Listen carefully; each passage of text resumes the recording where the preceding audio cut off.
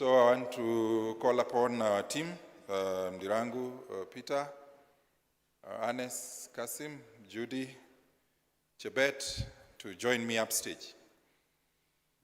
What we want to do is to give you an opportunity to answer to ask like we started any question about placement, about KUCCPS, about careers, about anything.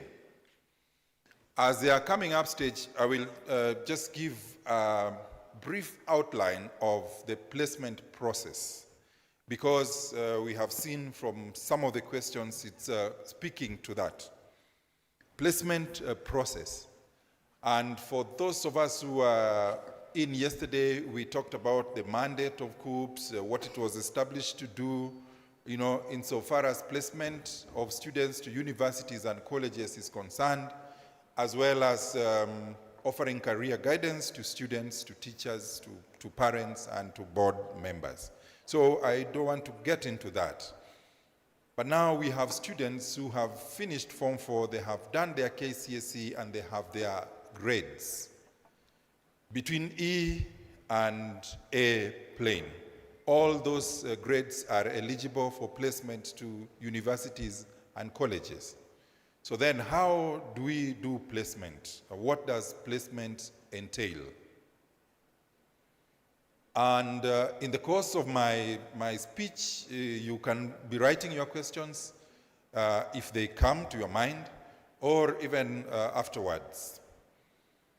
So we have universities in their number, we have TVET institutions in their number, we have teacher training colleges in their number, we have Kenya Medical Training College and the 94 campuses in their number. We have the specialized institutions, like we said, Kenya School of Law, Utalii College, also in their number. So we place students into degree programs, undergraduate degree programs. We place students into diploma programs, certificate programs, craft programs, and artisan programs. Students who have attained a mean grade of C+ and above are eligible for placement to universities so that they can do undergraduate programs or degree programs. Students who have attained C plain and C- are eligible for placement to diploma programs. And students who have attained D+ and D plane are eligible for placement to certificate or craft programs. And those who have attained D- and E are also eligible for placement to artisan programs. So a student can start from artisan, finish, then move to craft, finish, then move to diploma, finish, then move to degree, finish, all the way up.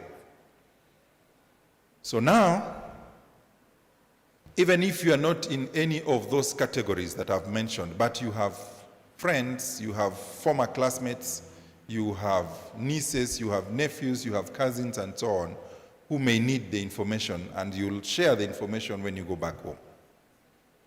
And so we receive capacities and programs from the training institutions, all those training institutions.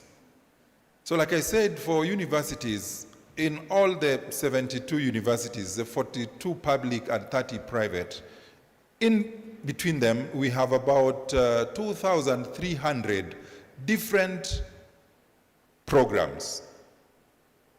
And bachelor of this, bachelor of that, bachelor of the other, and so on and so forth. But mostly we only think about the traditional programs that have been around us for a long time. When I talk about traditional, probably medicine, engineering, nursing, law, BCom, and so on and so forth. We forget that that is not the end of the degree programs that we can be placed to in universities. I said there are 2,300 and still counting, because every year there are new programs that are coming up from the universities, and we are updating our profiles. And the Commission for University Education is also updating and approving new programs every year.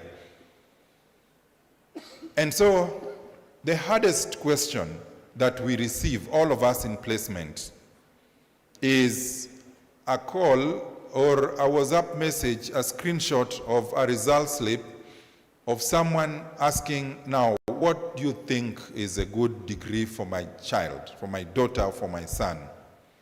And you begin to scratch your head, you know, how do you go through all the 2,300 different degree programs, you know? So it is not easy. We start from the student. So the student should themselves know maybe about 5 or 6 different programs or different fields that they feel very attracted to, so that we start from there, even if they are 10. So then we will tell you, you know, for the first one, this is how it goes. For the second one, this is how it goes. And then we narrow down to probably 6 and tell you, now you can try for these programs based on your performance, based on the requirements, based on your interest, and also based on the capacities. And so once we have received the programs and capacities, we open the portal for you to apply, for all the students who sat for KCSE in a particular year to apply. And all students have a chance to submit their applications. All the students, because we get all the results from NEC. We then build the student portal for all the students who have results from NEC. So we open the portal, and it's a period of about 3 weeks. The portal is open. We are calling for applications. We send our staff in all corners of the country, in all the 47 counties, to offer support to students and to parents and guardians. We partner or identify certain training institutions, public institutions. They could be universities, they could be colleges, they could be whatever. And we make them, we call them support centers, application support centers in all the counties throughout the country. And our staff are there so that if anybody has a problem, they can go and get assistance. However, you can apply from the comfort of your home if you have computer or internet facilities or laptop. So you can apply at home. You don't have to walk. Again, you can visit any of the Huduma centers, again, throughout the country. There are 59 Huduma centers. We have officers that we have trained and equipped. Apart from our own Huduma center officers who are based in those Huduma centers, you can walk to any Huduma center, ask for KUCCPS services. Just say that you need KUCCPS services, and then you'll be guided to the correct booth, to the correct desk for assistance. Again, if you have a smartphone, you can apply using your smartphone at the comfort of your home. And then lastly, you can also visit a cyber, cafe in your village, town, or in your market center, or in your city, and again, get to apply. And because we are soon doing that, we need to warn students and parents about handling their personal data. When you open the KUCCPS portal, the students' KUCCPS.net, then your portal will come. It will ask you to input three types of information. Number one is your index number, your KCSE index number. So you key in your KCSE index number. The next, it will ask you the year that you sat for KCSE. Then you key in the year, the full year, 2020, the full year that you sat for the KCSE. Then it will ask, lastly, your password. So your password can either be your KCPE index number or the birth certificate number that you used while you were registering for KCSE. Your password is or should be very, very private to you. We have seen instances where students give cyber cafe attendants their passwords, and that password can never be changed. It is there forever. And now they get into your portal, they change information, they start blackmailing you. They can even initiate a transfer. They can transfer you from one university or one college to another because they have your credentials. So please guard your password jealously. Just get to the machine itself. Don't, you want to do other things. You want to surf the internet, you want to go on TikTok, you want to go buy chips or something. So you leave your password and your credentials with the cyber guy. Please don't do that. Protect your password and do that yourself. Get in. If you need any assistance, ask for assistance from them. But don't give them your password so that they are the ones applying for you or transferring for you or making any entries into your students' portal. Parents, you are here. You are also sometimes a source of that confusion because you have your son or your daughter's password. So you go in, you move them to where they did not apply, you transfer them from one university to another, and so on and so forth. So please, parents, talk to your sons and daughters. I don't want to call them children because I remember when I was going to campus, I wasn't a child. And I wouldn't feel nice if somebody referred to me as a child. They are your sons, they're your daughters, is it? Yeah, and I think they're adults. So talk to them before the decision to submit an application to which university, to which college is made. Just have a conversation so that you agree as a family what you are going to do, where you are going to apply, which programs you are going to select, and so on and so forth. So that you don't have a cat and mouse. We have experienced these things, by the way. You don't have a cat and mouse between the parents and their children or sons and daughters. In the morning, your daughter logs into the portal and applies to some programs in some universities. In the evening, the parent, peeps because they have the credentials. So they also log in, they peep through, and then they transfer, they change, and so on and so forth. So it becomes a cat and mouse at domestic level, at household level. Now, we have opened the portal. So you go in, you put your credentials, and then you click on application. But before you click on application, usually we have an information manual in there. Open it so that you can read the instructions. Don't rush into making an application because you may make a mistake. So you read the manual on the side, how to apply, how to submit the payment, how to change anything if you want to change, just generally how to interact with the system. After you have fully established that you understand what is supposed to be done, then click on the applications tab. Select the institution, select the program, and identify, you can write somewhere the program code because you submit an application using the program code, not the program itself. So if it is Bachelor of Commerce, you don't apply, you don't try to Bachelor of Commerce, Maseno University, or the University of Nairobi or whatever.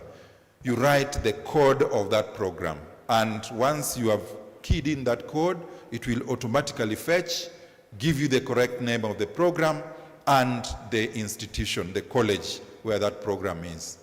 So we have a variety of choices.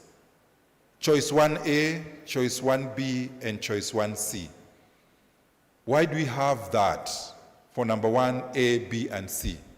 Because there is this program that you have very high preference for.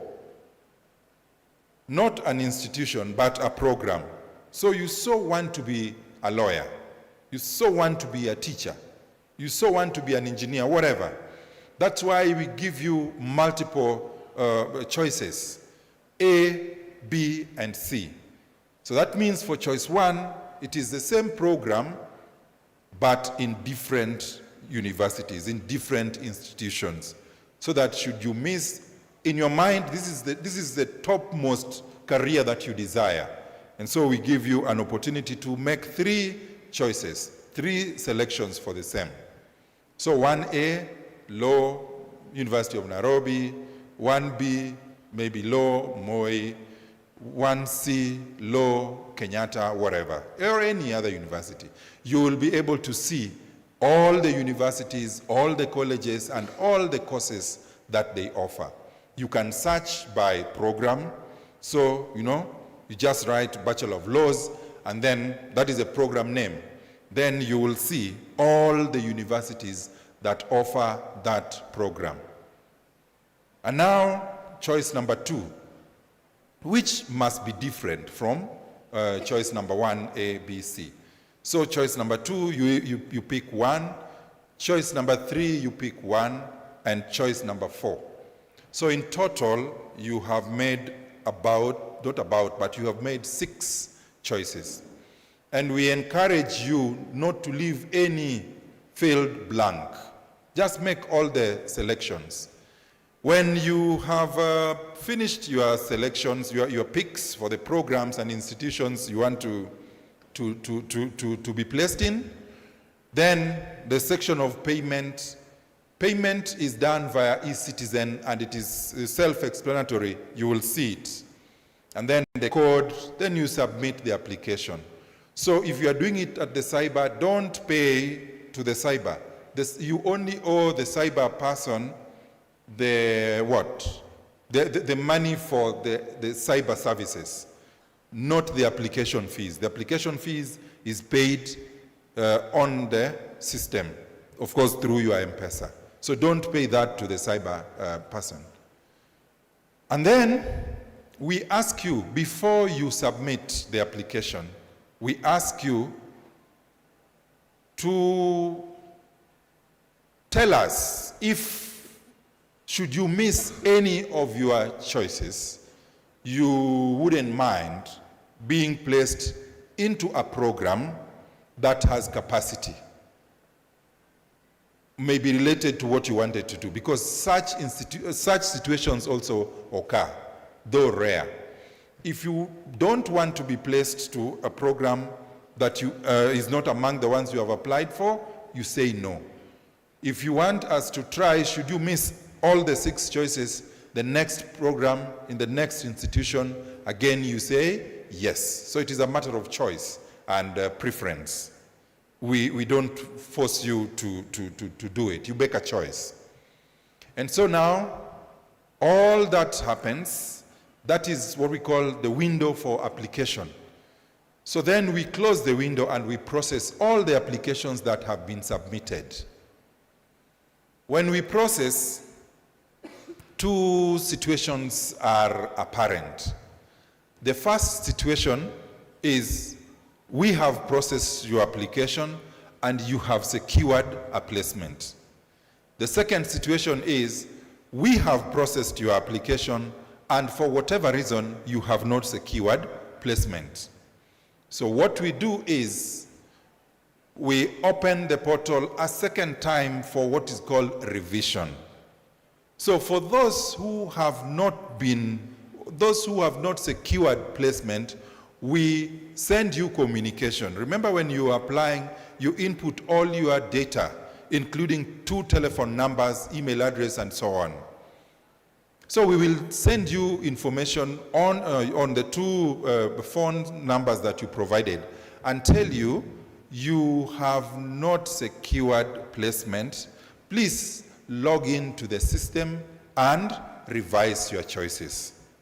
You do this using the payment details that you used when you are applying initially.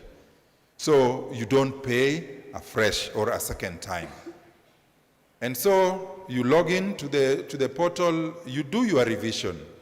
For those who have secured placement, again, we also confirm to them that you have secured a provisional placement. We wouldn't tell you where you have been placed and for what program, for the reason that we are still ongoing with the process. We haven't finished.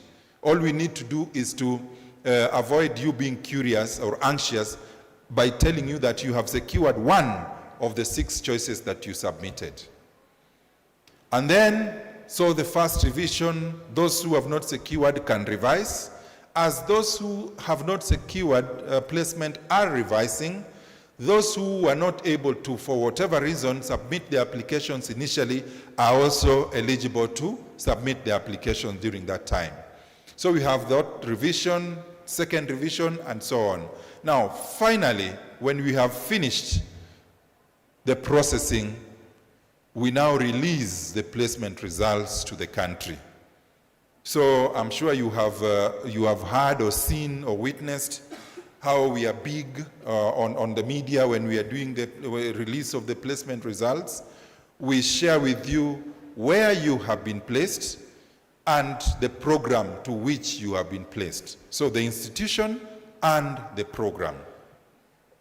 We also share the same information with the universities where you have been placed, so that they can also build your portal on their platforms and communicate directly with you, so that you download your admission letter and other joining instructions, which will indicate when to report and so on and so forth. So that is the next stage. Now, immediately we have released the placement results. There are queries about people who may want to change or transfer. And so we opened the portal at that time for 30 days to enable you to transfer from one institution to another if you so wish. It is not a must, it is not compulsory that you transfer. So if you want to transfer, again, students, consult with your parents, so that when you feel like you want to get into the portal to apply for transfer, you have agreed at household level where you are going to transfer and so on. At that stage, we have also witnessed a lot of drama, where the student goes in the morning, applies for transfer to this university. The parents go in the night because they have the password and the credentials to log in.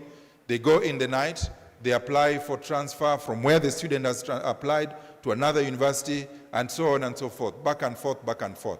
It's a lot of drama. So agree beforehand how you want to transfer, where you want to transfer to, and which program you wish to go to. It's very, very important. So for 30 days, we have opened the portal, we are processing the transfers. If the transfer now involves two parties, the first party is the university that you want to go to. The second party is the university that you are leaving or you are moving out of. And the third party is KUCCPS, which is processing, which is playing a coordination role, processing that transfer. So if you want to transfer from University X, you have gone in, you have applied, you have submitted, that request goes directly to the university where you want to transfer to. They can accept you or reject you. If they accept you, then it moves to us, we process, and then from your portal, you'll be able to see there is a process map. It tells you exactly at what stage your transfer is. If it is from receiving university, then releasing university, then it's at KUCCPS, all the way down to the last stage, which is transfer letter. So you click on transfer letter, you download transfer letter, and then your letter of transfer can come out. I mean, you can print your letter of transfer. Now you know that the transfer has gone on successfully. If the university that you want to transfer to has declined to accept you, you will get notification so that you can move in and make another choice to another institution. So it is a very interactive, very user-friendly, very personalized process. And now that forms the end of the placement. From the time we open the portal, process the applications, allow for revisions, give the notifications or the placement results, allow for transfers, and then if you're successful, you get your letter. So that really is how the placement process works. Now, from all that which I've said, and any other question or matter regarding how we do our things at KUCCPS, insofar as placement is concerned, we now want to open the floor so that you can ask questions, seek clarifications, make comments, and so on and so forth. Thank you. Thank you so much, Professor Jean, for that session. And I hope it was clear, and I'm sure you have some questions for them, especially on that particular presentation. So tech team, if you don't mind, we can do away with the podium for now, so we can open up the session and get some mics around for the people who have direct questions, especially on that. So if you have a question, please put up your hand, and then we're able to answer these questions, all right? So let me see if you have, I can see there's a hand here. Let's start with the front ones first. Come forward to where I am, so we're able to point that out. We have some questions here, then we're able to do that. Please come, please come. Let's start there, and then we're able to do that. Yeah, go ahead.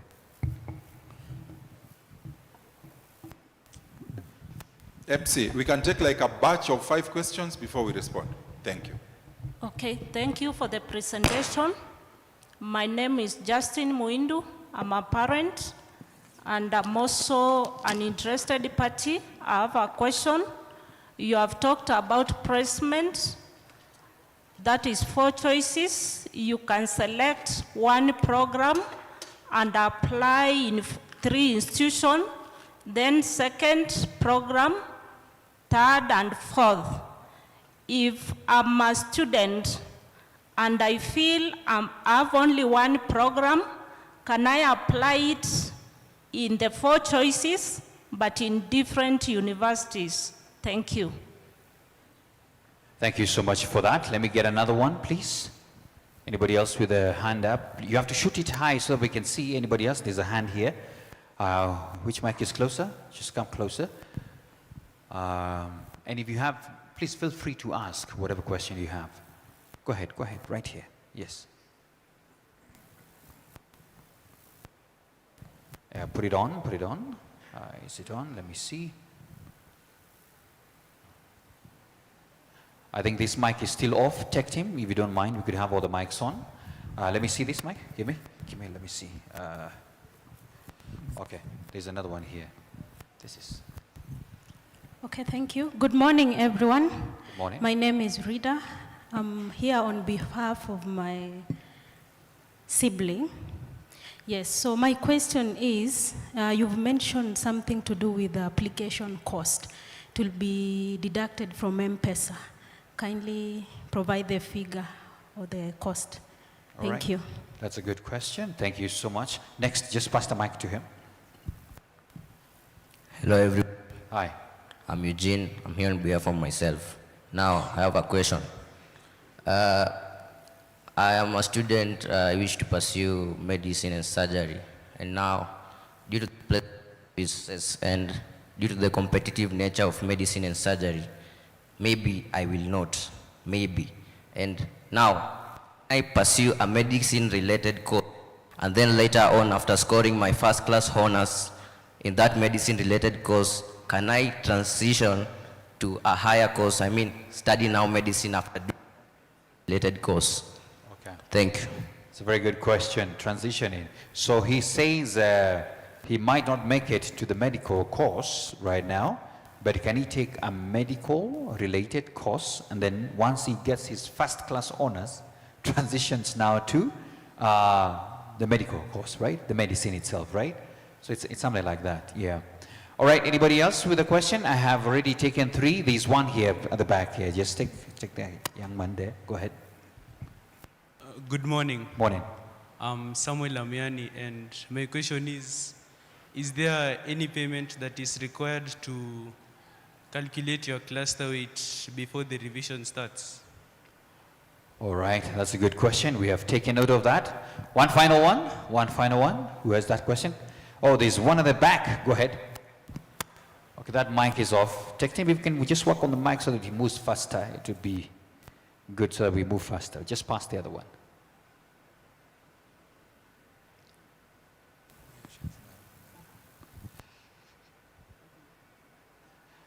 All right. I mean, even as we fix that, we could use the other one. That's okay? All right. Okay, go ahead. All right. Just use mine. Use mine. Go ahead. Good morning. I'm Alimbi Moses, and my question is, if for one reason or another you're rejected by the university you want to transfer to, can you still study in the university you are admitted? You got the question? Rejection in that university, can you still transition to another? To the same in a different course or what? Yes, come closer. Ask it as clear as you can. If you have been rejected by that university, Wanted to transfer to, can you still study the same course in the university you had been called earlier? okay, makes sense. I think the question is clear. Lovely. Good morning. Morning, sir. My name is Peter. I have my daughter here, and I have a question. I want to know, why does university want to calculate the cluster points and yet the grades are set, if it is maybe chemistry, biology, and mathematics? Okay. Very good question. Could we take that first, that round, and then we can open up for the next? Professor, I'll leave you to point out who's going to answer which question there. Go ahead. Ndirango? Okay, I will respond to question number one. Madam Mwinde, she asked about applying for programs from only one university. I think my answer will guide you so that you can be able to apply for what you'll be able to secure. One thing, at a level of 1A, B, and C, there is a condition which will not allow you to apply for the same program in the same university. As it was explained by the presenter here, you are required to fill 1A, B, and C, similar program from different university. So if you opt only the program from the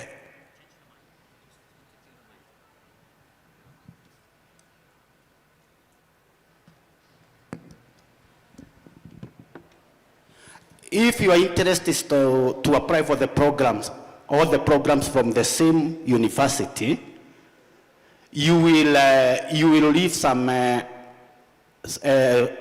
field without application, which may lower your chance of applying for 1A, B, and C. But for 2, 3, and 4, you can apply for the same programs from different institutions. 1A, B, and C, you cannot have the same criteria applying for the same program from the same university. That is question number one. And next, question number 2. Good morning. So someone asked how much will be paid during application. So during application, you'll be paying 1,500 shillings. During transfer, you'll pay 1,000 shillings.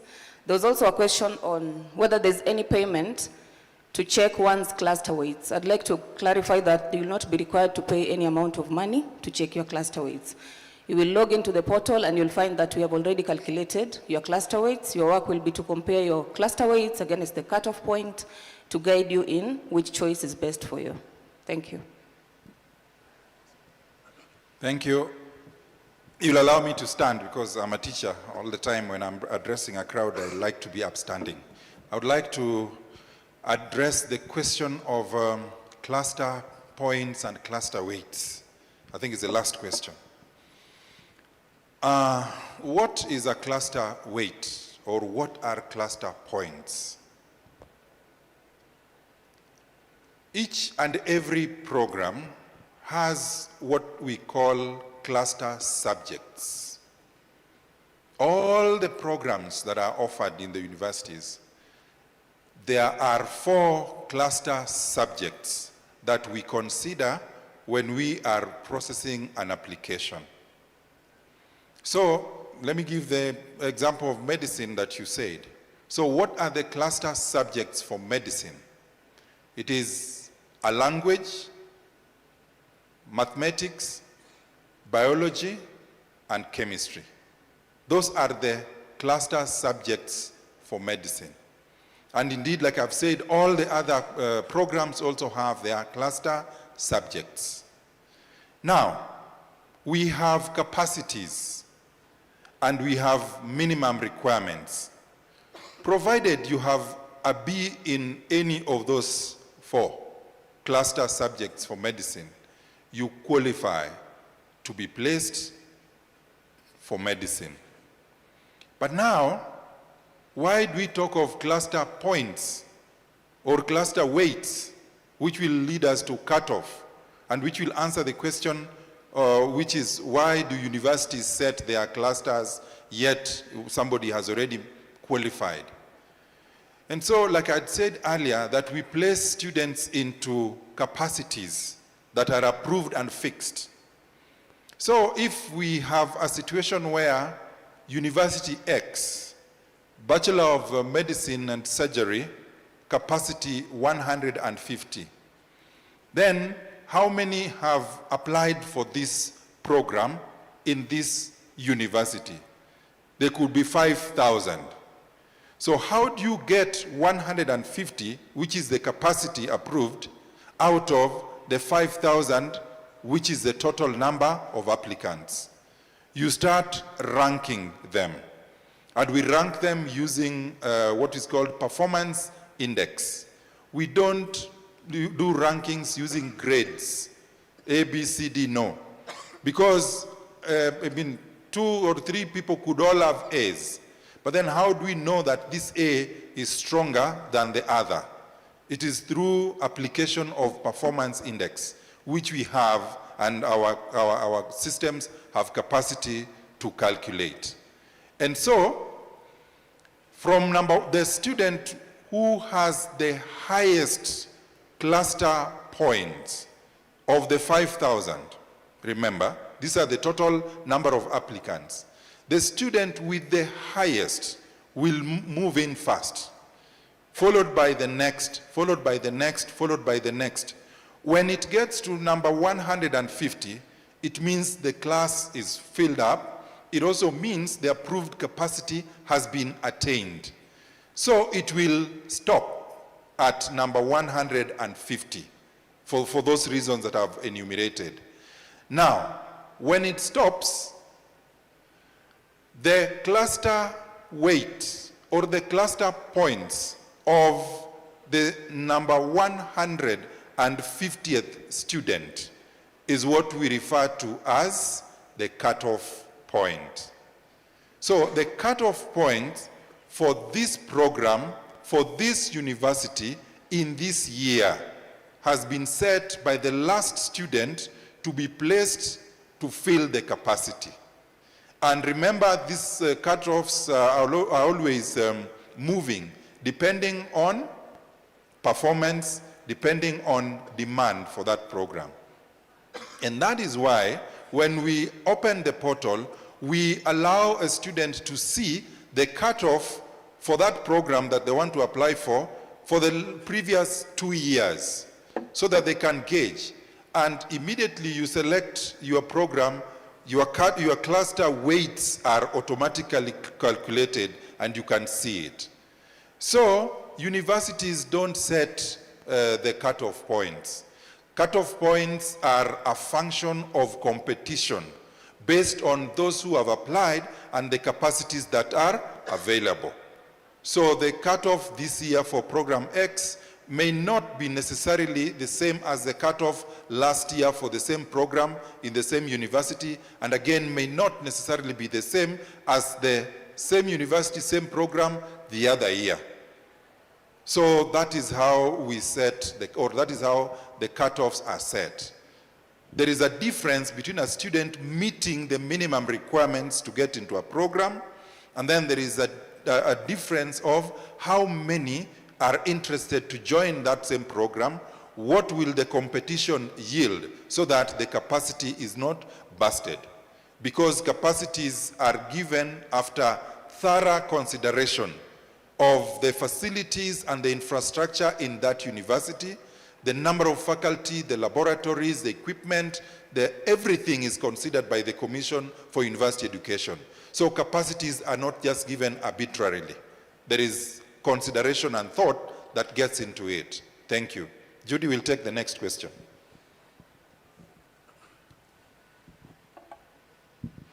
Thank you.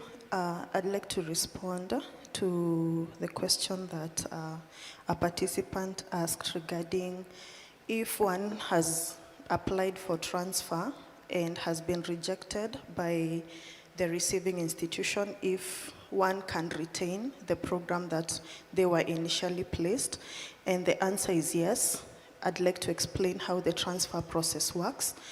Once the transfer application window is open, as a student, you log into the portal and initiate the transfer by indicating the program code of the course that you wish to transfer to.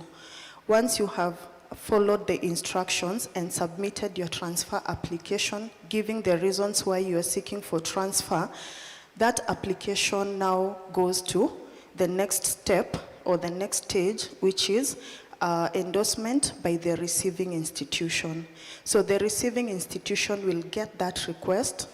It's important that I note that the transfer process is completely automated. There's no manual process, so everything is done on the portal. So once the transfer request gets to the receiving institution, they can either accept or reject. They can accept based on the available capacity, or they can reject maybe due to field capacity, because at any point they reject, they give a reason why. So as a student, once that transfer has been rejected, it reverts back to you and you get a notification that that transfer has been rejected. So you have the option of, one, retaining the same program in the university that you were placed to.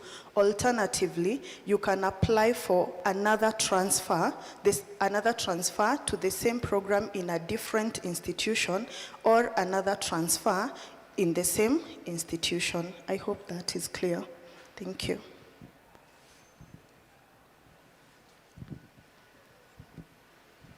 Okay, still the last one. We had a student who was concerned about now if he is interested to pursue Bachelor of Medicine and Surgery, but you failed to secure for that course. He was interested to know that if he does not secure medicine and surgery, can he pursue another course then proceed with medicine and surgery after graduation? I think that one is okay. If you have a course which will help you to go to do medicine and surgery, you can apply for that course through KUCCPS. But after you graduate, you will not be able to apply through KUCCPS for medicine and surgery through the help of the course you have graduated in. So the eligibility of any student through KUCCPS is that you must be a KCSE candidate. So after you graduate, you cannot be able to advance through KUCCPS through the course you had done before. All right. I think I would like to appreciate the people who are also asking questions via the Slido, and I think I want Tech Team if we can display one of it. One of the questions is, to be honest, I am really anxious of the cluster points since they can limit my dream career qualifications. What can I do regarding this, Professor? To be honest, I'm really anxious of the cluster points since they can limit my dream career qualifications. What can I do regarding this? Regarding the cluster points are a function of competition. You don't have to be anxious about them because we facilitate. You may want to do something. You may want to pursue a particular program and you block your mind from other alternatives that you can also pursue. So that is why we need, career guidance, career counseling. If you are not able for reasons of cluster weight and so on to get into one program, still open up your mind to another program. We have a document, the cluster document, 20 different clusters. So you don't have to kill yourself if you cannot get into the program that you had top preference for. Look around, talk to other people, get good counsel, visit our offices in all those regions that I said, and get advice on alternative career pathways that you can have. The next is, I just finished high school. I left my girlfriend in Form 3, but now, I just finished high school. I left my girlfriend in Form 3, but now I go Form 4. Should I continue dating her, or I try getting a new girlfriend when I join campus? Yep, please clap for him. Yeah, I suspect it's a he, yeah? And it's daring. My brother, your girlfriend is probably still in grade 3. Not even Form 3.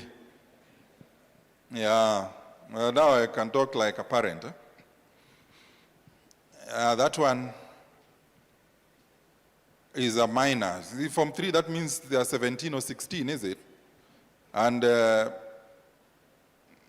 just go to high school, just go to university, just proceed to the university. There was a book that was called The Beautiful Ones Are Not What? Are Not Yet Born.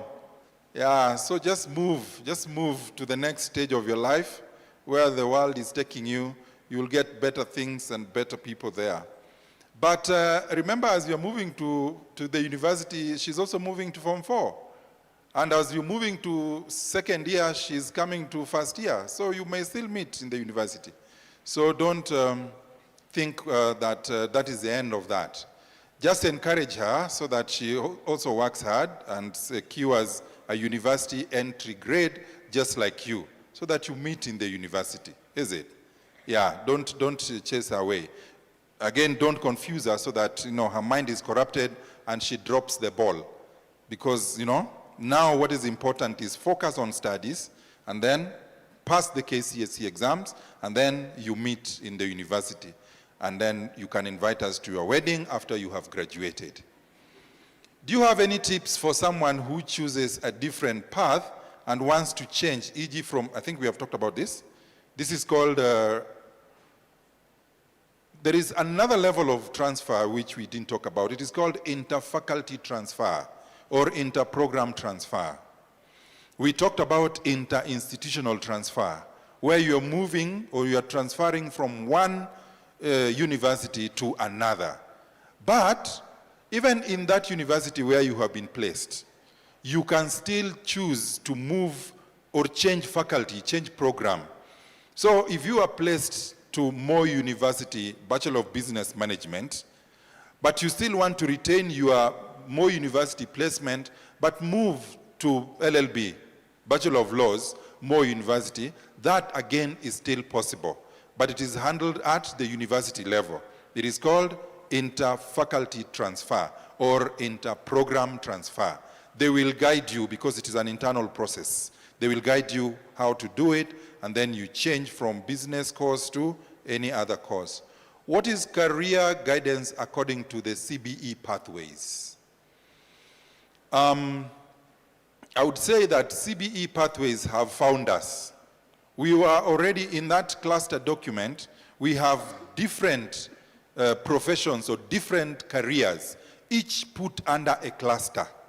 So cluster 1 is law, cluster 2 all the way, business related, education and related, engineering and related, medical courses and related, journalism, media and information and related, all the way up to the last cluster 20, the cluster number 20, which is religious studies, chaplaincy, and divinity and related. So, if currently we are moving into, or we have moved into CBE, we have grade 10. and we are conducting career guidance for grade 10 as we speak. Before grade 10, we have the junior school, grade 7, grade 8, and grade 9. We are also engaged currently with those levels conducting career guidance, where we guide them towards the pathways that they are supposed to take. What does the University of Nairobi offer in tourism management? The University of Nairobi offers a lot of courses, very many courses, tourism management and other levels of management included. So when you log into the portal, you can search a program by its name.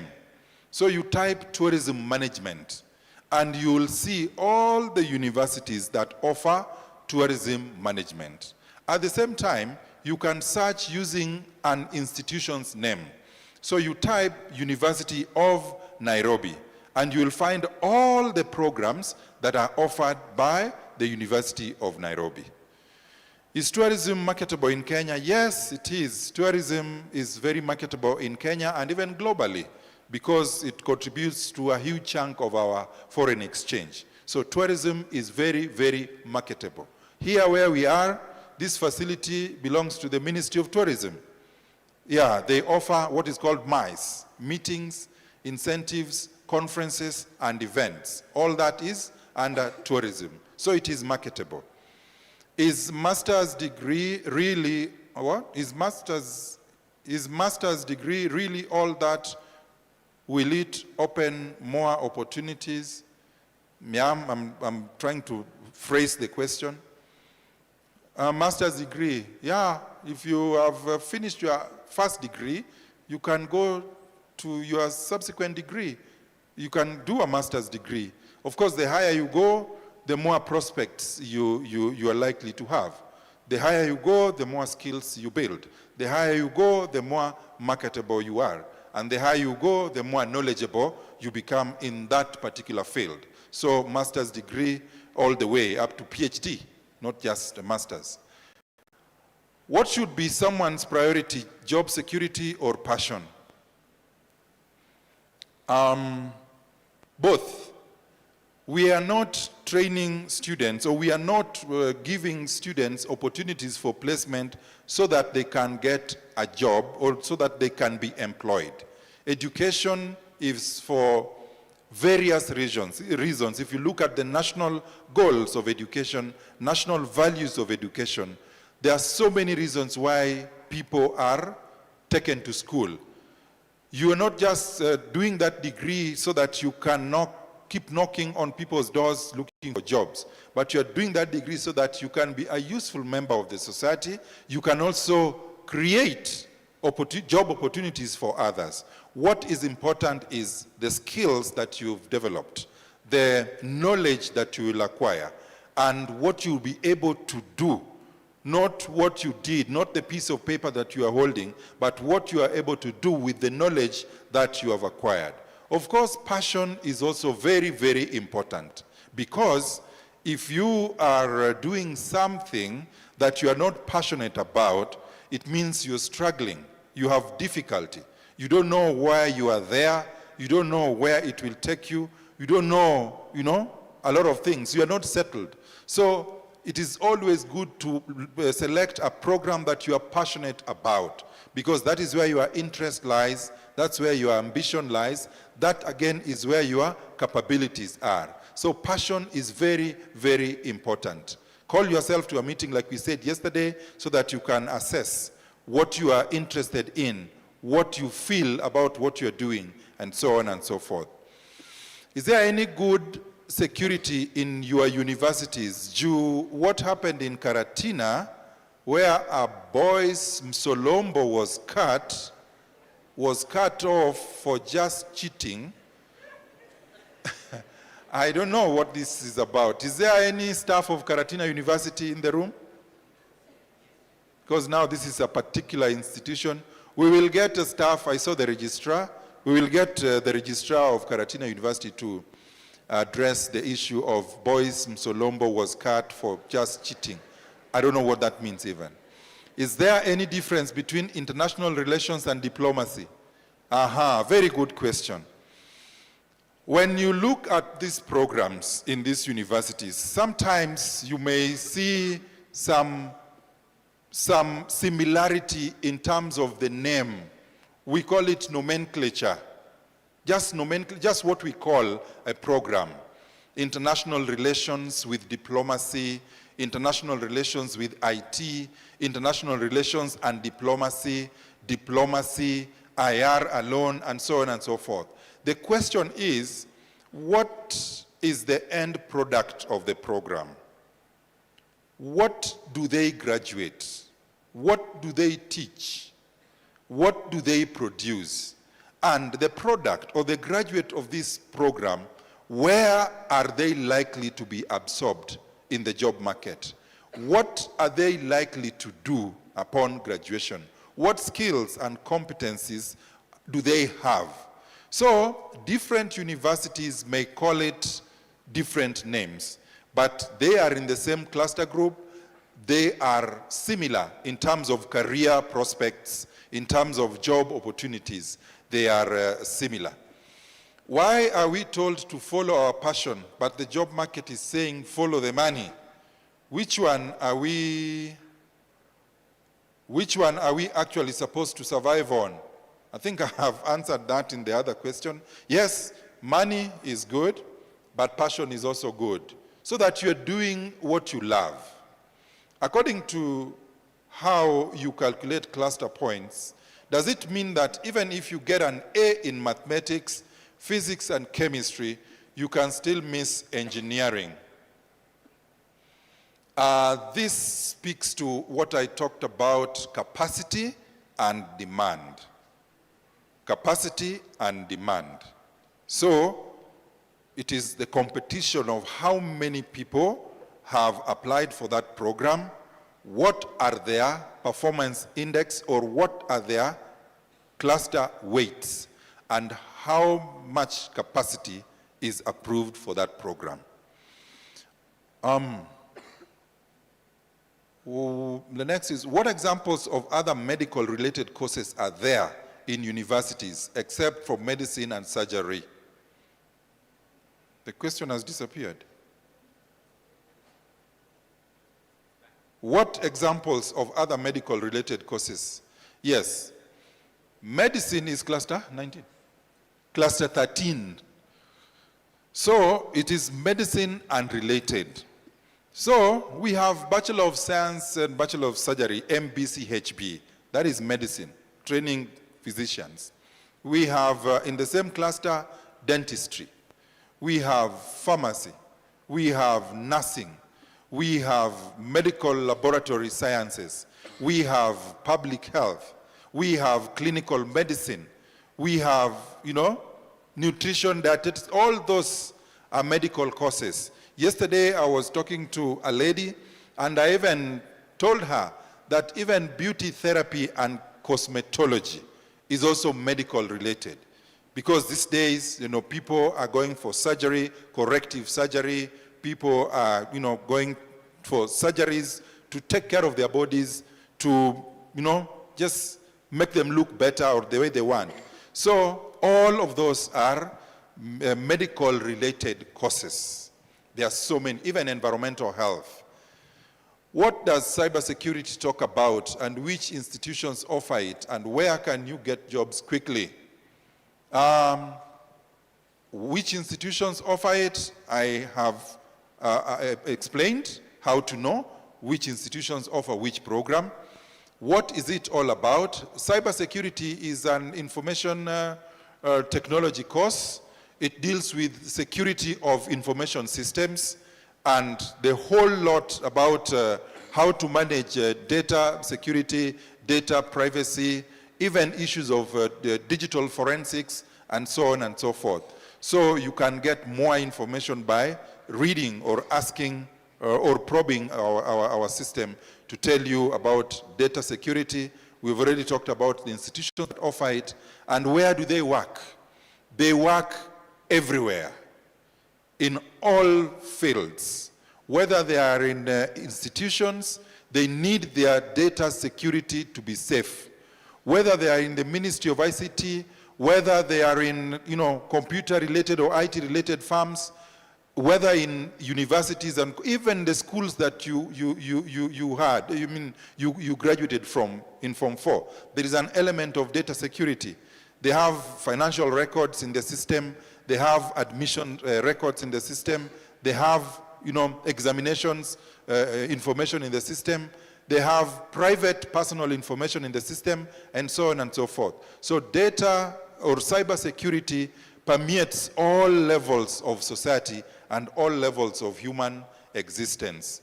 Very, very marketable going forward. AI and so on and so forth. Is physics compulsory for medicine? No, it is not.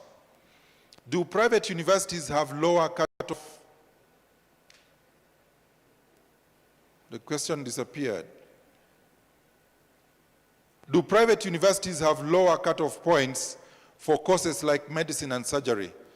The issue of cutoff points is a function of how many have applied and the capacities that are available.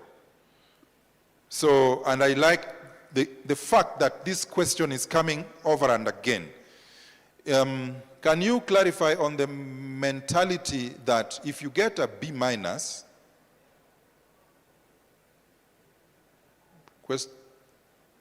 question, okay. Can you clarify on the mentality that if you get a B minus, then, that KUCCPS automatically places you for teaching. And what if one does not want to pursue that? No, there is nothing like that. KUCCPS does not place you to a program you have not applied for. About the payment, must we have our own M-Pesa account so as to pay? And if it is to be paid by the parent, must he also enter the system? No. Anybody can pay. You can pay if you have M-Pesa. Your parent can pay if they have M-Pesa. But at all times, please preserve that M-Pesa record. You will need it when you are revising. You'll need it when you want to probably change and something like that. Transfer. Thank you. All right, Prof. And we can see the questions are coming in thick and fast. 37, you have answered about 35. They will keep coming. This was actually a session just for you to feel free to ask. So every question that is asked, as I promised you yesterday for the ones who were here, we will answer them. And when we have any moment, even in the afternoon, we will answer as many questions. So I want you to appreciate Professor John and the team. A round of applause to them because of the work they have done. Tech team, if you don't mind, we'll need the podium back very fast so that at least we can go back to our formal conversation. So once again, if you want to write it down, it's the slido.com and the passcode is KUCCPS so that you can be able to ask any question you have for the day. Don't leave here without any of your question not answered. If you could prepare the podium back because I'm about to invite my guest here so that at least we can flow with that. So now, all the way, we just want to get started to learn a little bit more as well on this path, choosing careers and all that. And I want at this moment to prepare as we bring in our guest, just giving them a good moment here. And just to remind us, we're here to ensure that we are learning. And don't leave here with any unanswered question for that, all right? And before then, all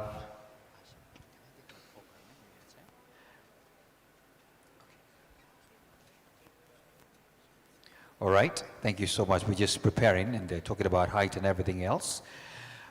So turn to the person seated next to you and ask them this question. Are your questions being answered? Ask them that question for me.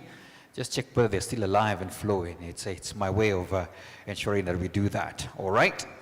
I want to appreciate some people who have made this possible, and we want to appreciate that they have sponsored us to ensure that all the students here get everything they need and all the questions answered. Thank you so much for that. Yes, and as a team is setting up for our speaker, allow me to just appreciate some of the people who have made this work. And I want you to put your hands together for just, first of all, the entire team led by the CEO of KUCCPS. A round of applause to them. Makofi tafadhali. Thank you so much for that. Allow me to appreciate, I'll just mention them, then we just can appreciate them based on the categories. The bronze sponsors of this, we have Daystate University, we have Timberet, Mountain Run, we have Casneb, we have Clarkson, we also have the University of Karatina, we also have Kirinyaga University and Britam. A round of applause to the bronze sponsors, that's them. Makofi tafadhali, a better one. Thank you so much. I also want us to appreciate the silver sponsors, Amref International University. A round of applause to them as well. Thank you so much for that. Then the gold sponsors, the Commission for University Education. A round of applause to them. Thank you so much, the Commission for University Education. And then this one, also please put your hands in a better way to the platinum sponsors, that is Cooperative Bank. We have the Higher Education Loans Board and of course the University Fund Kenya. Makofi tafadhali to them. Thank you so much for making this work and ensuring that we have that. In the house, we have Professor Dr. Engineer Livingstone Ngo, the Deputy Vice Chancellor, Academic Affairs, Research and Innovation at the Multimedia University. I want you to kindly put your hands together as he comes to speak to us. Makofi tafadhali. Let's bring him in here with a beautiful love and appreciation to speak about why career guidance matters, choosing that career in a highly dynamic job market. So please listen in and pay attention to this particular session. But we have the mics at the stage on so we can fly. Thank you so much, sir. Thank you very much.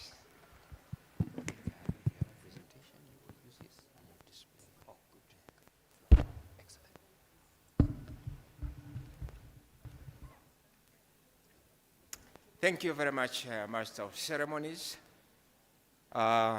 This morning, I come here to represent my Vice Chancellor, Professor Rosabella Maranga, MBS. My name is Professor Dr. Engineer Livingstone Ngo. I am a professional electrical engineer and I specialize in power systems and its automation. Today, I want to read the speech of my Vice Chancellor. After that, I'll briefly explain why this conference is so important to our Kenyan students who are either in Form 4, high school, or the ones who are intending to join the university. I'll start by reading the speech of my Vice Chancellor, then I'll go to the next level. Speech by Multimedia University of Kenya, Vice Chancellor, President Professor Rosabella Maranga, MBS. Honorable guests, distinguished delegates, partners in education and industry, ladies and gentlemen. It's a great honor and privilege to participate in the first KUCCPS National Career Conference and Exhibition. I sincerely thank KUCCPS for convening this timely and strategic forum that brings together students, parents, universities, debate institutions, industry players, and placemakers, policymakers, all united by one shared responsibility, guiding our young people to make informed, relevant, and future-ready career choices. I am proud to represent Multimedia University of Kenya, a public university whose journey is deep-rooted in innovation, technology, and national service. Our story began in 1948 as a telecommunication training institution, and over the decades, we have evolved into a dynamic, technology-driven university committed to preparing graduates for a rapidly changing world of work. This conference is particularly important because career choices is no longer a simple academic decision. Today's learners expect, especially KCSE candidates, await course selection are navigating a complex landscape shaped by artificial intelligence, automation, digital transformation, climate change, global competition, and evolving labor market demands.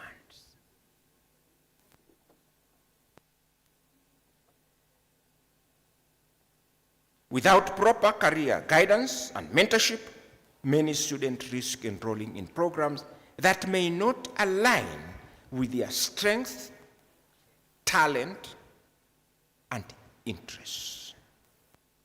At MMU, we strongly believe that career guidance should begin early, be continuous, and be anchored in real labor market realities. Education should not only open doors to degrees and diplomas, it should open pathways to employability, entrepreneurship, innovation, and national development. Our vision is clear: to be a leading university in training, research, innovation, and technology. This vision informs our mission to deliver quality, relevant, and market-responsive education, while advancing research, science, innovation that address really societal and industry changes. To achieve this, our program across engineering, computing, media, business, applied sciences, and social sciences are regularly reviewed in consultation with industry partners, professional bodies, and regulators. We are intentional about aligning our curriculum to Kenya's development priorities, emerging technologies, and skilled demand for today's and tomorrow's job market. As a university proudly guided by the motto, riding on technology, inspiring innovation, we have positioned ourselves at the heart of Kenya's digital and industrial transformation. We have one of our strategic focus areas are cybersecurity, ICT, engineering, media and communication, and business. Equally important is how we deliver education. MMU is embracing modern teaching and learning approaches, including blended learning, e-learning platforms, virtual collaboration, industry-linked practical training. This ensures that our graduates are not only academically competent, but also digitally fluent, adaptable, and workplace ready. The establishment of the National Institute of Optics and Laser, NIOL, and the launch of our TVET Center offering market-driven diploma programs further demonstrate our commitment to skills diversification, hands-on training, and inclusive pathways into the world of work. As KUCCPS continues to guide learners through the critical process of course selection, MMU stands ready as a trusted partner, offering programs that are relevant, flexible, and future-focused, and mentorship that helps students understand not just what to study, but why it matters. To the students and parents here today, choosing a course is choosing a future. Seek guidance, ask questions, understand your strengths, and consider where the job market is heading. Not just where it has been. And if you are looking for a university that blends heritage with innovation, technology and creativity, and knowledge with real-world impact, then MMU is where your future begins. Once again, I commend KUCCP for creating this vital platform that connects education with industry and empowers learners to make sound, informed academic decisions. Thank you. Signed by Professor Rosbella Omaranga, Vice Chancellor, Multimedia University of Kenya. I've finished that, and now I want to talk on my own behalf about careers. As I've said, I am a professional electrical engineer. I like people who want to become engineers to listen to me carefully. Those ones who also want to do other things to listen to me even more carefully. Why our career guidance matters?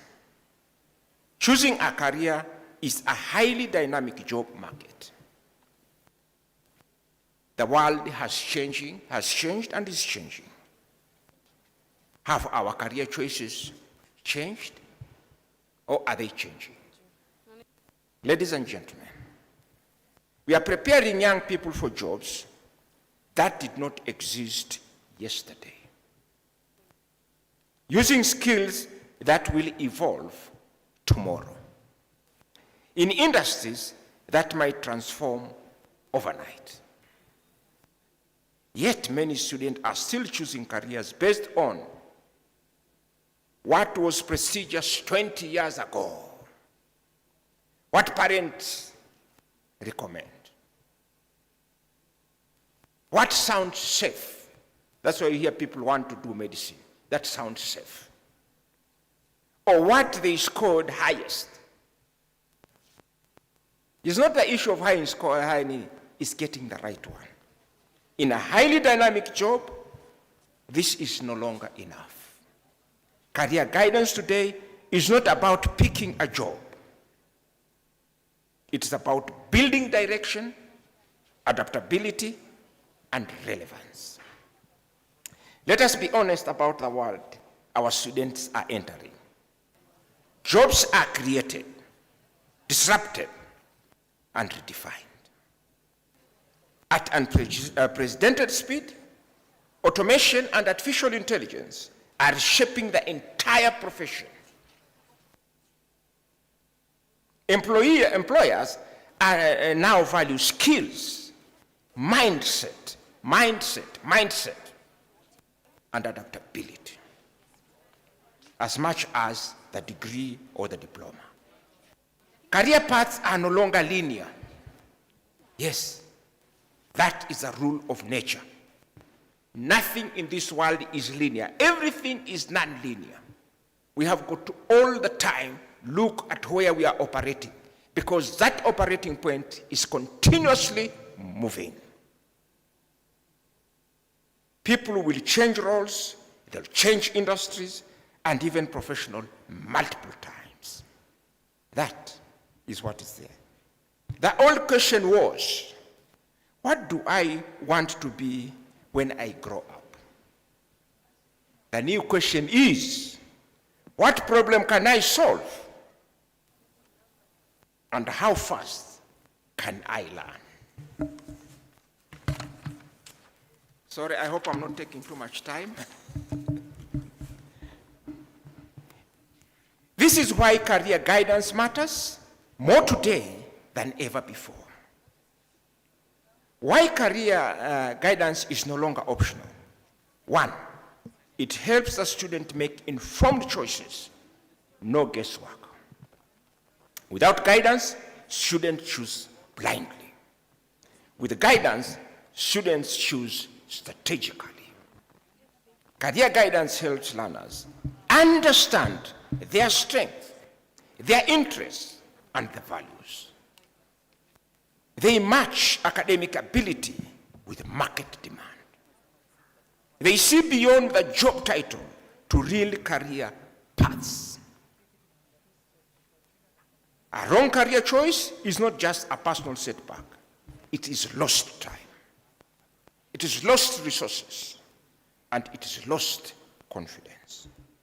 Career guidance reduces regret and increases purpose. Number 2, it aligns education with the job market. A dynamic job market demands relevant education. Career guidance bridges the gap between what the universities teach, what the industry needs, and what the economy demands. It exposes students to emerging industries, future skills, hybrid careers that combine technology, creativity, and entrepreneurship. When students choose wisely, education becomes an investment, not a gamble. Number 3, it shifts the focus from courses to careers. Many students ask, which course should I choose? Career guidance teaches them to ask, what career outcome does this course lead to? This shift is powerful. It helps students understand no course is dead. Is a dead end if skills are transferable. Success is built on continuous learning and not qualification. Career evolve, but strong foundation endure. Albert Einstein said, education teaches you one thing when you have forgotten everything you learned either at the university or at high school. It teaches you to think. Number 4, it builds adaptability. Not just employment. In a volatile job market, the most valuable skill is adaptability. Career guidance nurtures critical thinking, lifelong learning, career resilience, entrepreneurial mindset. We are not just preparing students for their first job. We are preparing them for their 4th, 5th, 6th, 7th, 10th job. Number 5, it promotes equity and opportunity. Career guidance is also a tool for social justice. It levels the playing field for students from disadvantaged backgrounds, just as Mandela said that education is an equalizer. Expands awareness beyond traditional careers. It helps talent find opportunity regardless of the background. When guidance is absent, privilege fills the gap. When guidance is present, potential finds direction. The cost of getting it wrong is as follows. Let us be clear. Without effective career guidance, students drop out or restart repeatedly. Graduates face underemployment. Institutions produce skills that the market cannot absorb. The nation loses productivity and innovation. Career misalignment is not just a personal issue. It is a national one. Way forward. What must change? 1, career guidance must start early. Not at graduation, but before you select the course now. It must be continuous. Careers evolve. Guidance must evolve with them.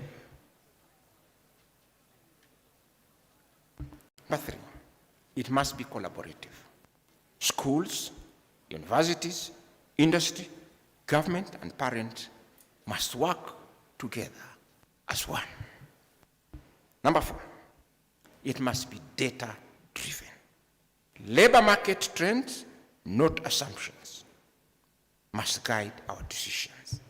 Labor market trends, not assumptions, must guide our decision. In closing, what you call choice to purpose, there's a small summary I have here. And I'm saying, ladies and gentlemen, career guidance is not about telling students what to become. It's about empowering them to navigate change with confidence. It's a highly dynamic job market where information is everywhere, but it must be used properly. Direction is scarce. That's what the students today have come here. Ensure get that direction. Career, when students choose careers that align with their strength and job market, we do not need to create graduates. We create relevant, resilient, and future-ready citizens. That is why career guidance matters. Thank you. Thank you so much, Professor Dr. Engineer Livingston. Appreciate him better with a beautiful round of applause. Asante sana. What problem are you solving? Thank you, sir. Asante sana. I think I need to go to MMU for some tea and talk, right? Thank you. Just to note that Professor Dr. Engineer Livingston from the Multimedia University. We want to proceed on, and what we want to do now as well, because there was actually so many questions about sports, tourism, are these careers that we can still pursue? The beauty of this conversation is that we have an exceptional person who's going to speak about it shortly in about 10 minutes or so. Feel free, if you have any question, remember on the Slido, you can actually directly ask. This is a question to this particular person, and I'll be able to ask that. So ladies and gentlemen, please put your hands together for Mr. Joel Kimei, the chairman, Tinderet Mountain Run. A round of applause to him as he comes. He will speak more on the message from the Kenya Association of Technical Training Institutions. And you know what? We'll be able to get to hear all that. So welcome, sir. Let's talk about sports and tourism. Karibu sana, karibu sana. I got you right? Excellent, excellent.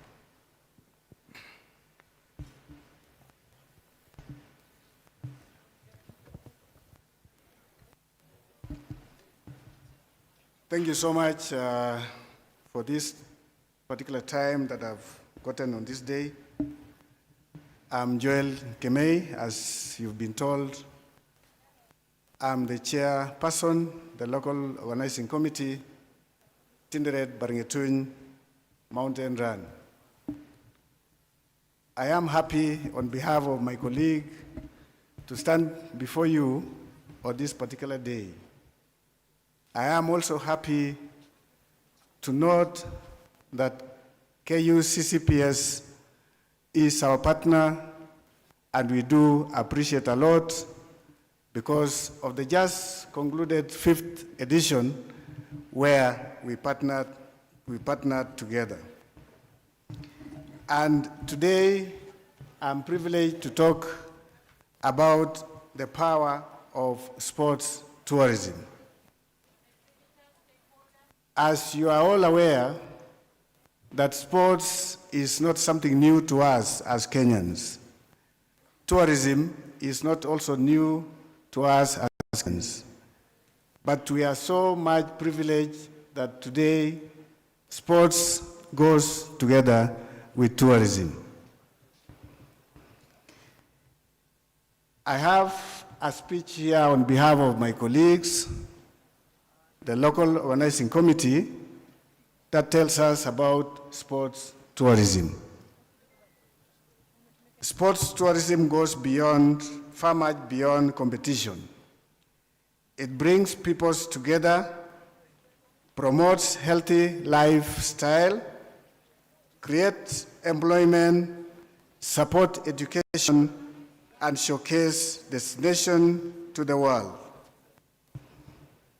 When done right, it becomes a powerful tool for economic growth, cultural preservation, and national branding. Here in Kenya, as you are all aware, athletics stands out as one of our strongest sports, both locally and internationally. Our high-altitude training grounds, particularly in regions in Nandi and the Greater Rift Valley, are globally recognized. These landscapes have produced world-class champions while also attracting athletes, fans, and tourists who want to experience their legends are made. However, modern sports tourism is only about running on track. It is about creating complete immense experience, and by combining athletics with culture, music, drama, adventure, and community engagement, we transform sporting event into an unforgettable journey that celebrate both sports and heritage. A strong example of this is Tinderet Barngetun Mountain Run and Trail Series. From its first edition, Tinderet Mountain Run has grown into a true model of sports tourism in action. Beyond elites and creation running, participants, visitors engage in four-wheel drive motorsports experience, cycling, mountain hiking, and ecotourism, all within the same breathing landscape. Equally important is the cultural dimension. Events such as Taptengele Cultural Day, and I hope each and every one of us have heard of Taptengele, where dollars are being manufactured. It really trended so well, but we are now turning the place to become a brand. Events such as Taptengele Cultural Day gives a deep focus on Nandi cultural celebration intentionally, integrated into race weekend. Traditional music, dances, storytelling, food, and attire allow visitors to connect deeply with identity and heritage of the Nandi people. This cultural exchange enriches visitor experience while preserving and promoting local tradition. Sports tourism also creates real opportunity for local community through partnership of local students. Young people are also supported in education and talents, development, and ensuring that the benefit of this event extend beyond race itself. Local business, including hotels, transport providers, artisans, the farmers, vendors, actively partner with the event, running sports tourism into a direct driver of grassroots economic empowerment. The success of this initiative is further strengthened through strategic partnership with our sponsors and partners. Further, the collaboration of the Kenya Tourism Board and Athletics Kenya play a vital role in it. Positioning events like the Tinderet Barngetun Mountain Run on both national and international platforms, this partnership also align sports excellence with destination marketing, sustainability, and global visibility. The impact is clear. The just concluded 5th edition of the Tinderet Baringetun Mountain Run and Trails attracted over 10,000 participants and visitors, demonstrating the growing appeal of integrated sports tourism experience. Such numbers reflect not only strong interest, but also partial of these events to enhance brand reputation, boost local economic, and position Kenya as a leader in sustainable and experimental tourism. The mountain and trails is structured as a year-long calendar that span different regions of the country, strengthening consistency, visibility, and athletes' participation. This includes Tinderet Baringetun Mountain Run, the Nyamira Great Run, the Mount Kenya Mountain Run, the Aberdares Train Run, and Mount Elgon Edition, and includes with Mount Elgon Mountain Run. This structured series allows athletes, tourists, partners to engage Kenya's diverse landscape throughout the year, while spreading economic and cultural benefit across multiple counties. Sports tourism has the power to transform regions, inspire young people, and unite communities. When we invest in these events, we are not just promoting sports, we are promoting health, we are promoting culture, education, unity, and national pride. In conclusion, the future of tourism lies in meaningful experience, and sports provide some of the most powerful ones. By continuing to support the initiative like Tinderet Mountain Run, strengthening cultural celebration like Taptengele Cultural Day, and deepening education, Kenya can firmly strengthen its place on the global tourism map. I therefore welcome you to partner with us in the 6th edition of the Tinderet Baringetun Mountain Run through sponsoring the event with your brand values, providing logistic, hospitality, or technical services for the event, fund the community initiative such as tree planting and medical camps, and media coverage. You may ask yourself why you joined this initiative.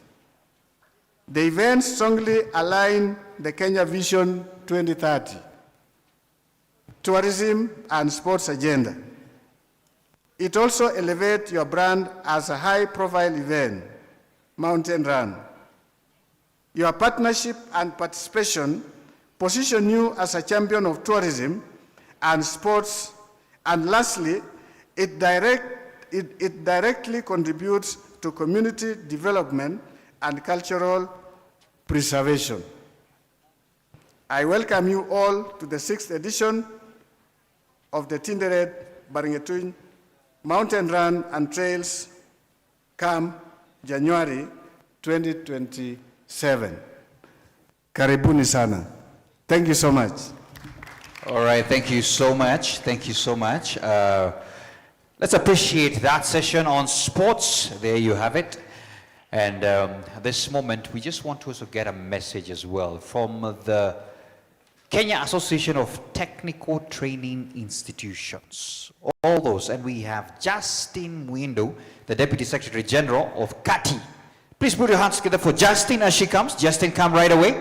I have a few minutes for you so that you can tell us what is that message from the Kenya Association of Technical Training Institutions. Please take the stairs up there.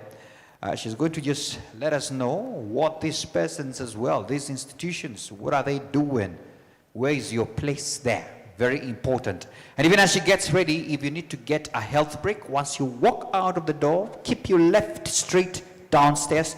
That's where the gents and the ladies are. Karibu sana. Okay, thank you. Good morning.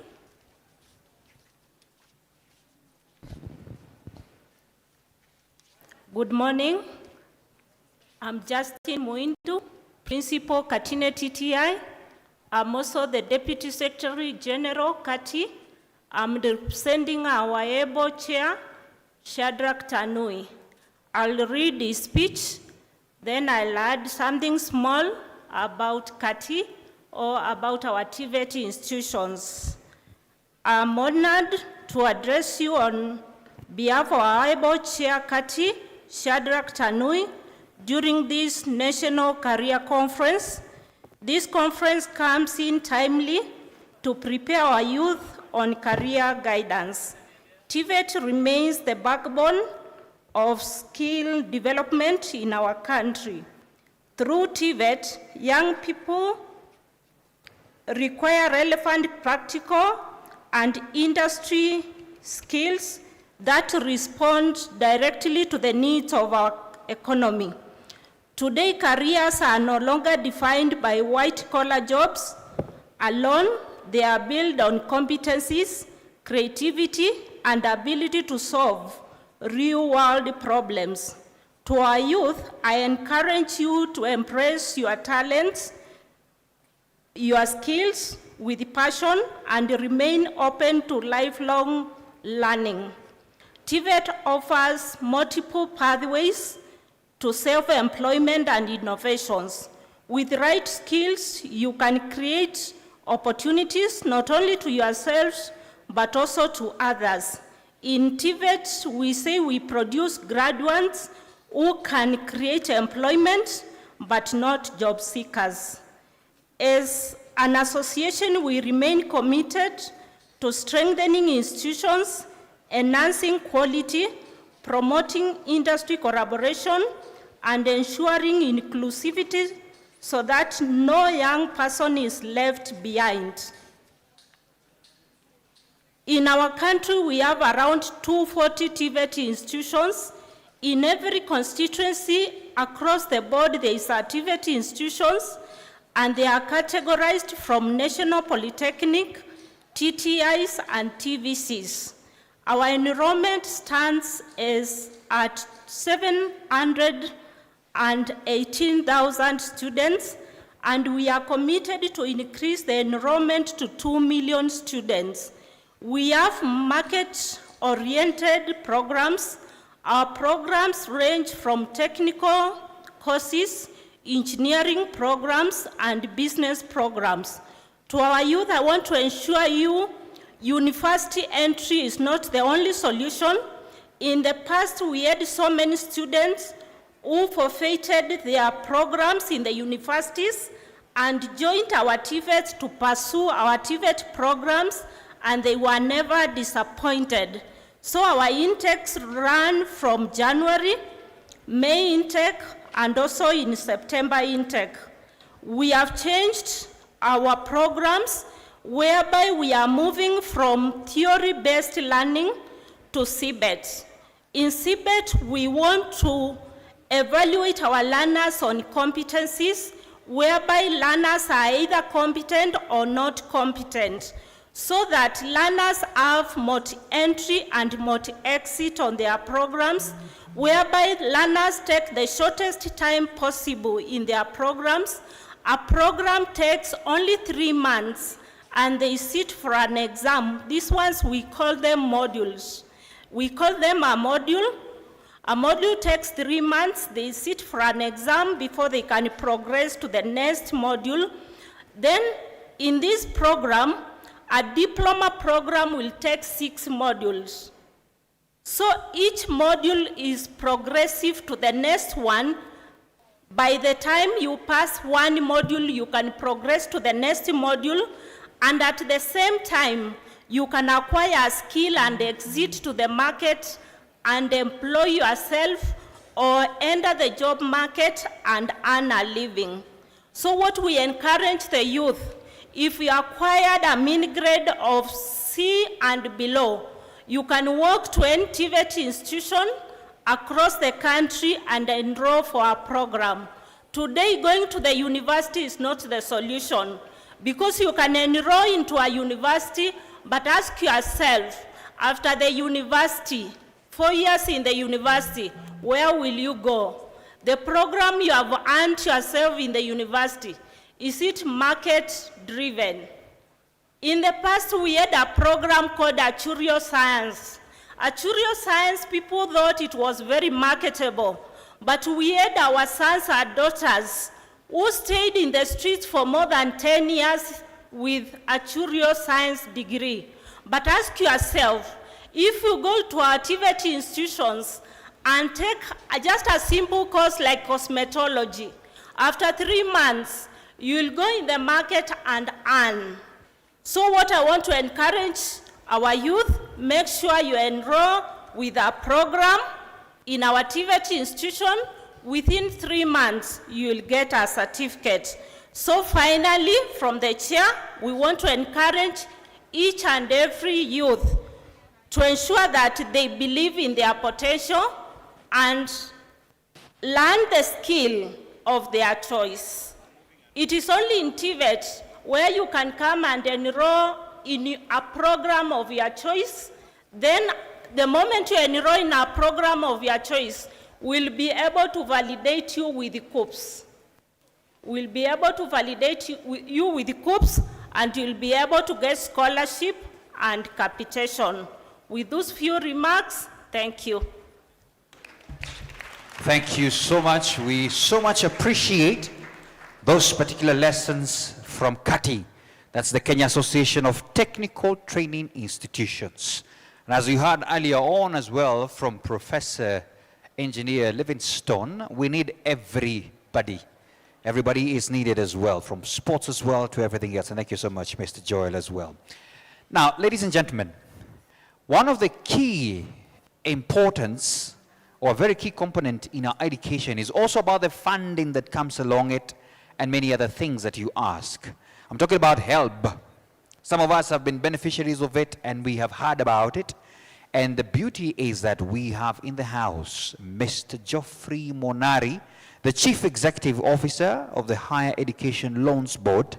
And today we'll be also talking about the trends and opportunities in higher education student financing. So all question about that is right now. So please put your hands together for Mr. Geoffrey Monari. A round of applause to him as he comes. Karibu sana. Welcome to the stage, sir. There has been so many questions as well from these young people, especially about matters to do with financing. But before you come, sir, please take a seat there. It's just to put you on the spot nicely so the photos can be right there. The CEO is right here, and yesterday she was very graceful to us and open up the session. I would like her, first of all, to come and tell us, are we okay today? So please put your hands together for Dr. Agnes Masi Wahome, our Chief Executive, as she comes as well. Please come up here. A round of applause to her. She comes as well to kindly, first of all, tell us 1 or 2, 3 things, and then definitely now call you up. So you're going to be my man on the spot because this seat was meant for you. Karibu sana.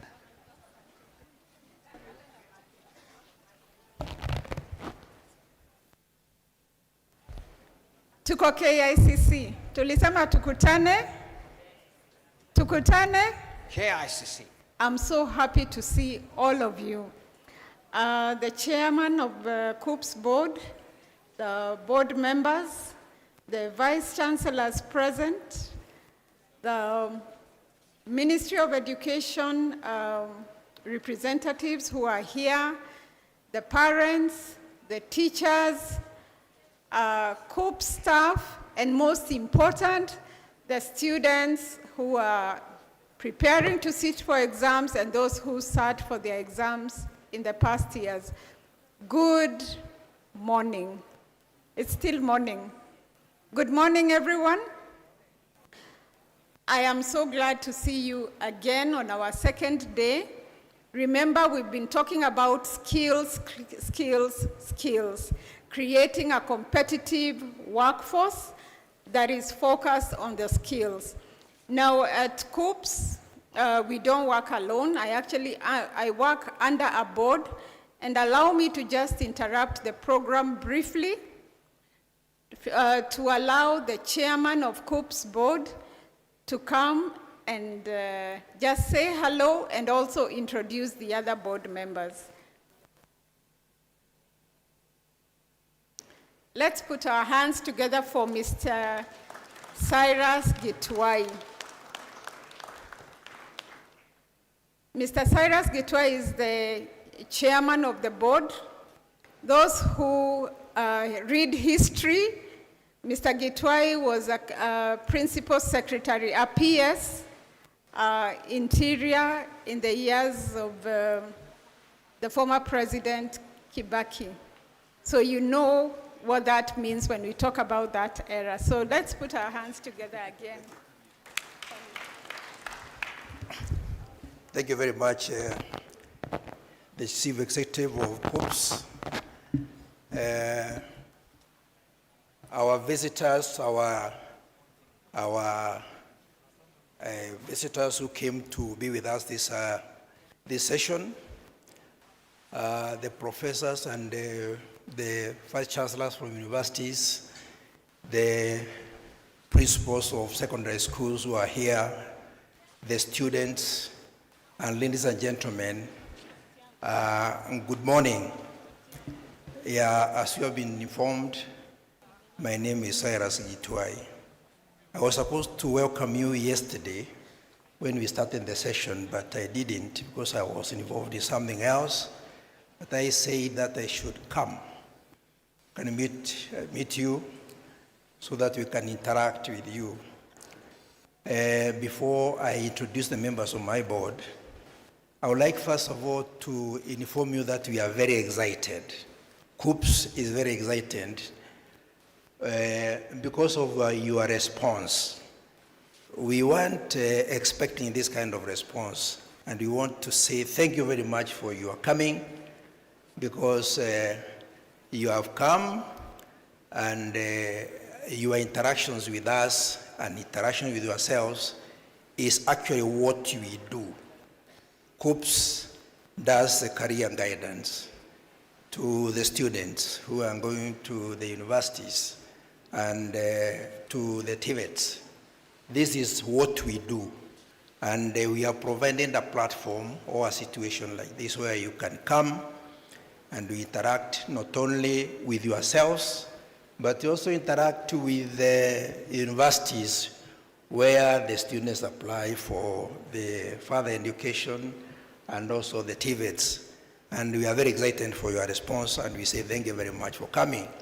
In fact, I've been discussing with the chief executive, and we have agreed that now we are going to make the one to be an annual event, so that every year at this particular time, the critical time when the students are just preparing themselves to apply for in tertiary institutions, we have this kind of interaction so that you can visit the universities in their stands, you can visit the TVETs in your stands, so that you can get acquainted with what is there, and you can have time to compare, so that when we provide the platform for which you apply for the courses which you like, then at least you have quite a lot of information. This career guidance occasion also provides you with the information about what is going to happen with the new changes in the policy of education.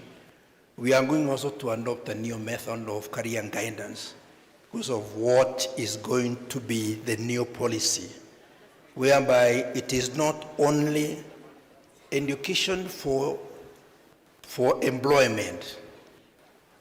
As the speaker who was there before said, it is now going to be education for creating opportunities and creating employment ourselves, where we have people to be more creative, to be more innovative, and those who can create opportunities for things to happen.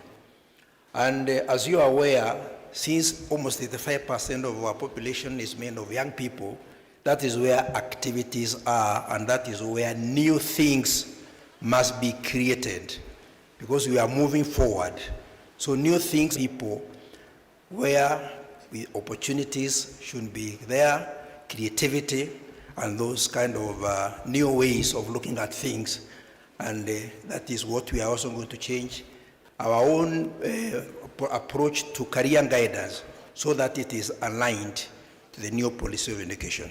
With those few remarks, I would like to ask the members of the board who are here to stand so that I can introduce them to the audience. Members of the board, we are supposed to have been around here. I can see Mr. Simon Joroge here. Is a member of the board and he represents the TVET. Mr. John Ngogo here is a member of the board. He is a representative and alternate director of the PS of Education. Others who are not here, we have Professor Mike Kuria, who is the chief executive of, we have Mr. Monari here, who is just about to present. He is the chief executive of HELB. He is also a member of our board. And thank you very much. So we have Mike Kuria, who is the chief executive of Commission of University Education. He is not here, and he would have been there. We have Professor Friend Baraza, who is also the Vice Chancellor of the University of Taita Taveta. He represents public universities. Professor Daniel Mugendi, who is also the Vice Chancellor of Embu University. He presents the public universities. We have Dr. Harima, who is the Vice Chancellor of Umma University. And she is not around, and she was supposed to be with us. She presents private universities. And we have the chief executive of us who is here. She is a member of my board. Now, thank you very much for coming and for listening to me. And we would like you to interact as much as possible. Please ask questions and ask anything which you like, because our team here is ready for you from KUCCPS, and they are fully equipped to deal with all matters pertaining to career guidance and placement. Thank you very much. Thank you so much, Chair and CEO. Please put your hands together for them. A better one. Thank you so much once again. As earlier mentioned, Mr. Geoffrey is right here, so karibu sana. The CEO, HELB, Trends and Opportunities in Higher Education Student Financing. Karibu sana.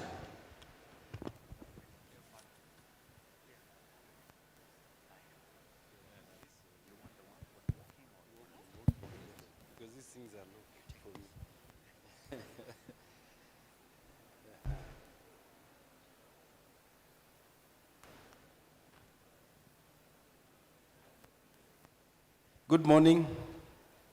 Good morning again. I think we need to be more cheerful because the money has now come. The money has now come because all that you have been seeing here and what we have been discussing cannot happen without finances. And that is why I'm here today, so that we can have that discussion. I have a brief presentation so that you can be able to know when you choose your program, after the career guidance from KUCCPS, what next?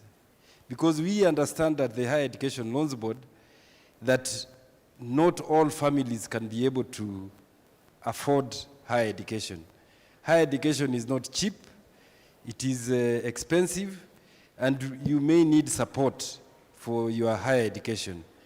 So, as it was said, my name is Geoffrey Monari, the current CEO of Higher Education Loans Board.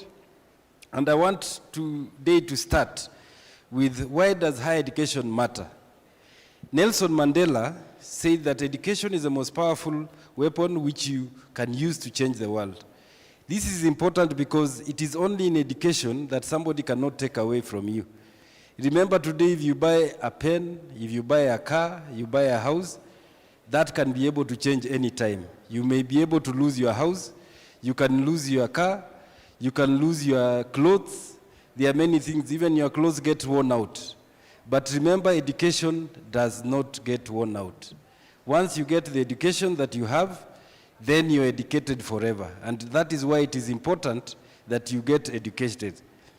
Human capital is Kenya's most valuable asset. Post-secondary education fuels growth and unity.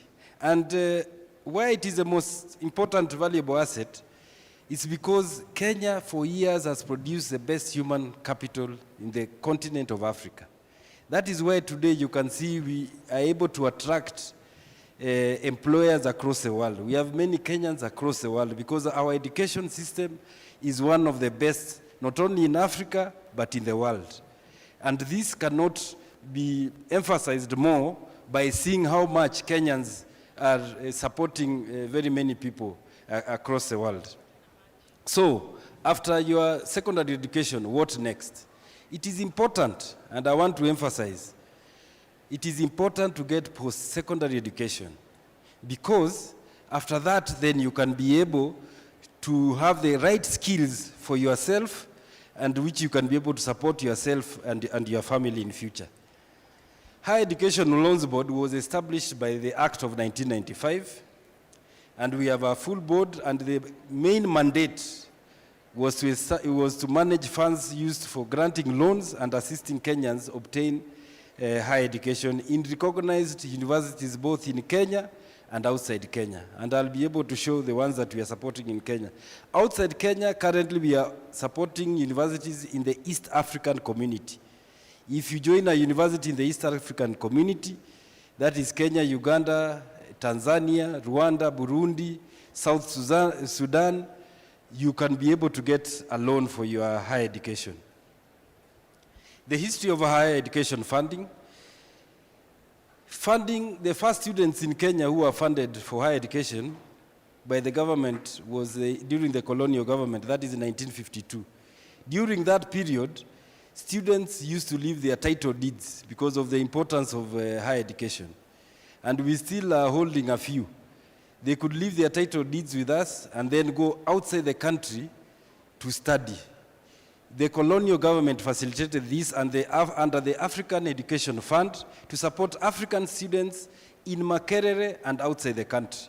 That is when the first Kenyans were supported using the loans. Between 1963 and 1980, that is post-independence, government fully sponsored university students. And the reason was, between that period, the numbers were not many. In 1975, for example, we only had 1,600 students in all in the university. By the time we were reaching the 1980, we had about 4,000 students across all universities. Today, we have got over 1 million students in our universities. Therefore, the government's sponsorship, which was free, was not tenable because the number of students continues to grow because of the population. In 1995, HELB was established. And the main aim was to create a sustainable revolving fund so that more students could be supported. In the year 2000, expansion continued because that is when the Module 2 programs came into place, and HELB was able to increase its sponsorship to these students. In 2016, we had the introduction of the differentiated unit cost, which my brother Edwin here will be talking to mostly because it was funded by the university's fund, and this was based on the program cost. 2023, we transitioned to the new student-centered funding model, which sponsors a student based on the program cost, which we'll be talking about. Which institutions do we support? Currently, we are supporting students, all the institutions that are recognized by the CUE, that is the Commission for University Education. We have 42 public universities and 38 private universities. Additional to that, we support 218 TVET colleges. Further, we also support students in 43 other colleges. That is inclusive of KMTC, you have Bukura, there are so many. We have our stand there and we can be able to give you the full list of the institutions that we currently support. So students in those institutions. So HELB supports students both in university and in colleges. So it means whichever pathway you want to take, whether you want to go to a university or a college that is recognized in this country, you will be able to get that funding. What do we fund at the university? HELB funds the bachelor's programs. We also fund master's programs and PhD. Further to that, we also support artisan programs in TVET colleges, craft, diploma. All those students will be supported. So it is for you to choose which program that you want to take in these universities and TVET colleges. Further, we also support students who are working. If you are working, you can be able to get a loan and immediately you start paying. And to date, we have been able to support 1.9 million beneficiaries in our country since we started giving the loans in 1952, as I indicated. We also give scholarships, not as big as the university's fund. We give postgraduate scholarships and bursaries. Here we are supporting over 700,000 students who are actively in all these programs currently. But the ones that we have supported before are 1.9 million. We have partner funds. If you want to move to another program whereby it is not under the conventional universities and TVET, if you are going for your nursing program in KMTC, we have a fund with the Ministry of Health and we are supporting those students. We also have what we call the KMA fund. If you want to study marine studies, we have a fund with them.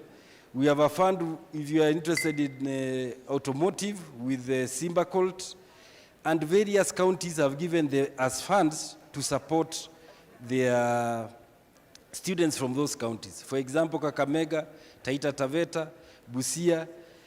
If they want certain skills, they have been able to give us funds so that we can support people from those counties pursue certain skills that they do not have.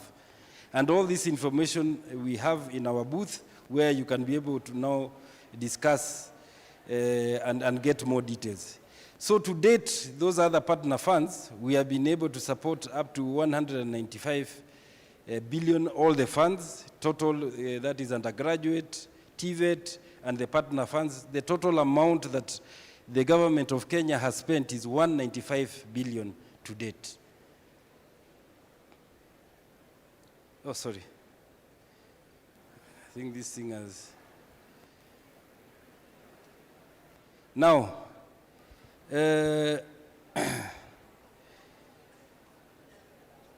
on this slide, you can actually see the growth of students over the years. You can see in 2019-2022, we were supporting about 397,000 students. But of late, you can see the number has actually grown because of the demand of education and the growth of our population. Therefore, you can see the government is putting all efforts to ensure that all students are funded. Application is free. If you want to apply, please remember our applications are free. No one should charge any student any money to apply for a HELB loan or a university's fund scholarship. We know there are people out there who are asking for money. I want to repeat, the application process is free. You go to our website, that is www.hef.co.ke. Use your own correct details. Why I'm emphasizing on this is that many students have gone to cyber cafes. They have applied. Those people, you give your details there, use their own details, put their own bank account numbers. When we are releasing funds, some of that money sometimes can end up going to the wrong person. So I'm trying to emphasize that if you are applying for a product from HELB, do it yourself. Ensure you have got your ID, index number, registration, and telephone number. provide accurate family information, that is for your parents and income. Why I'm saying this is because at the end of the application process, you find students coming to say that we were very needy, but we were not given the correct amount. And yet, you did not participate in the application process. Many of the people who assist you claim to know that they can assist you get the full amount. And we are aware of this fact. And I can assure you there is no one out there except us who can decide that. So put your correct information, put the correct income so that we can be able to facilitate you to get the amount that you deserve. Apply early to avoid system congestion. There is a challenge in our country that people wait until the last minute. You find that the last 1 week, we have got so many students who want to apply for the loan.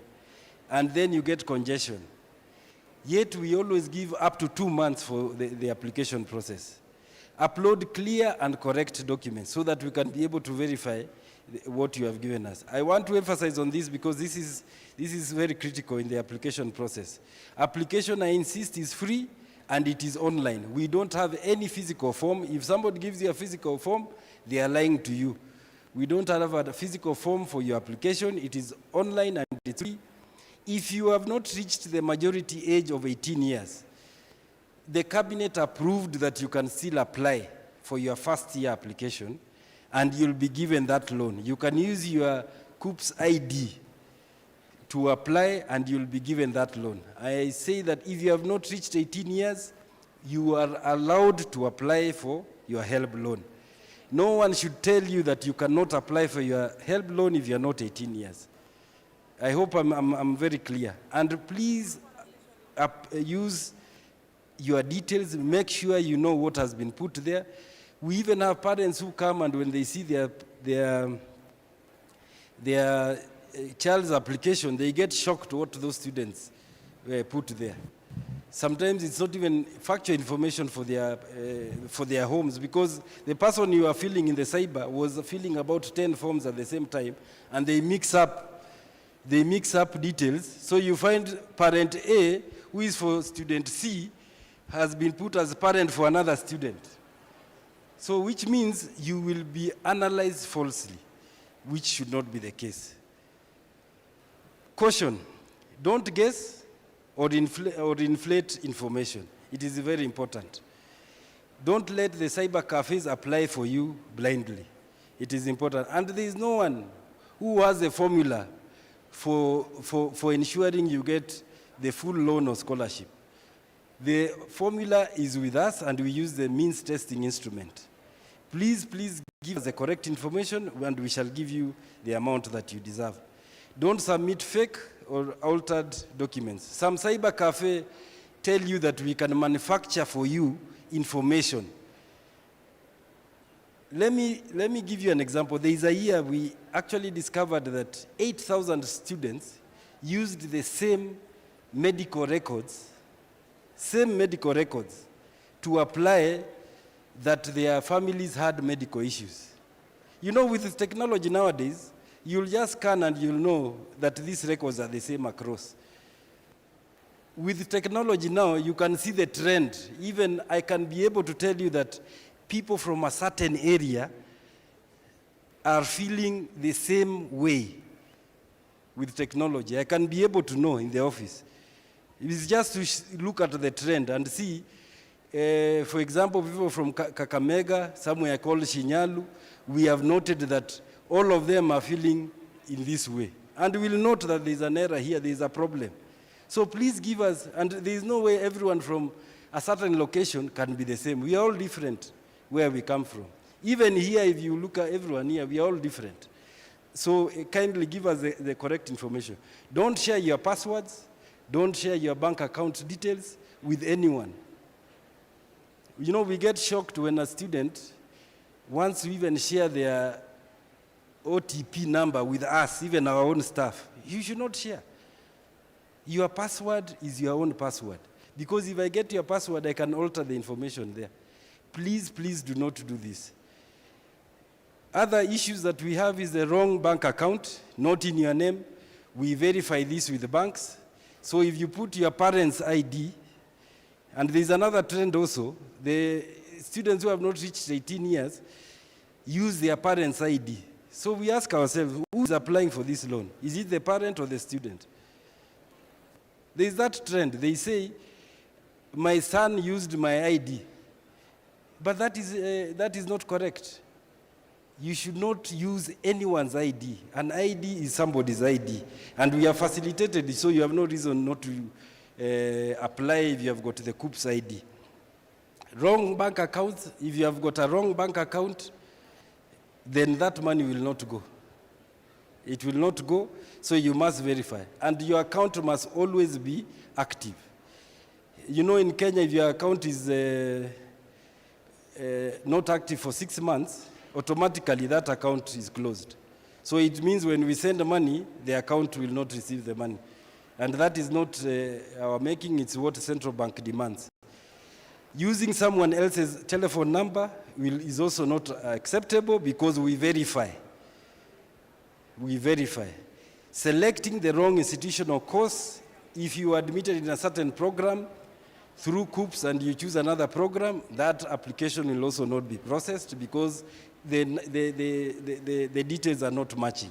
So please look into these issues so that we do not have endless ups and downs and then you end up visiting our offices across the country. Key takeaways for parents and guardians: support your child with the true information. Remember, parents who may be here, this is the first time a student interacts with an application of a loan. So it is not easy. Don't assume that a student who is just turned 18 can apply for a loan. And it's not easy. Many of us, even parents, maybe have never even applied for a loan. So how do you expect an 18-year-old to apply for that loan when you are not there and be successful? So you allow them to go to a cyber cafe, they are misled, and then you expect different results. So as parents, please take your time, ensure that the correct information is given, and also they fill in the correct information. At the end of the day, if that information is not correct, then you are the one who will be forced to endure the challenges. Finally, as I come to a close, I want to make a call, because for us to be able to finance the current students, the ones who are given loans before must repay. If 6 past beneficiaries pay 2,000 for 1 year, it means we can be able to fund 1 undergraduate student. If 4 past beneficiaries are paying 2,000 per month for 1 year, it means 1 TVET student. So if you know anyone who is not paying, please ask them to pay so that you as an individual can be able to get that loan. Start repaying early, even when you are studying. Some of you students I know start working when you are studying so that you reduce that debt. And thank you very much for listening to me. If you have got any query, myself and my team are behind there. They are waving, you can see.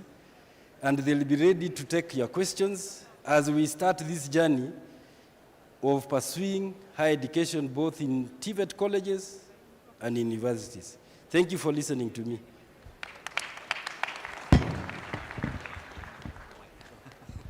Thank you so much, sir. And when you see him, you see the money. Thank you so much. In the same conversation about money, we also have Dr. Edwin Wanyonyi, the Chief Executive Officer, Universities Fund. Sir, if you don't mind, please make up to the stage so you can also tell us a little bit more on the money conversation. And as you can tell, these guys, don't they look like money? Yeah, so never say you didn't have access to money when they have it. So karibu sana, sir, please take us through. Okay. This works? Okay. Thank you. Good morning, everyone. Hi. You can hear me? Fantastic. So thank you very much. Thank you, KUCCPS, for this opportunity, making this happen. I will just quickly take you through the scholarships. So I'll be speaking about how we finance scholarships for university students. And at the end of my presentation, I have 3 questions. Please pay attention because I have gifts for those who will have understood what I will have shared. So, first, because we are in the social media age, how many of you have your mobile phones ready with you? Very good. I can see from some quiet show of hands. Please visit us first. Check us out online. You can visit our website at universitiesfund.go.ke.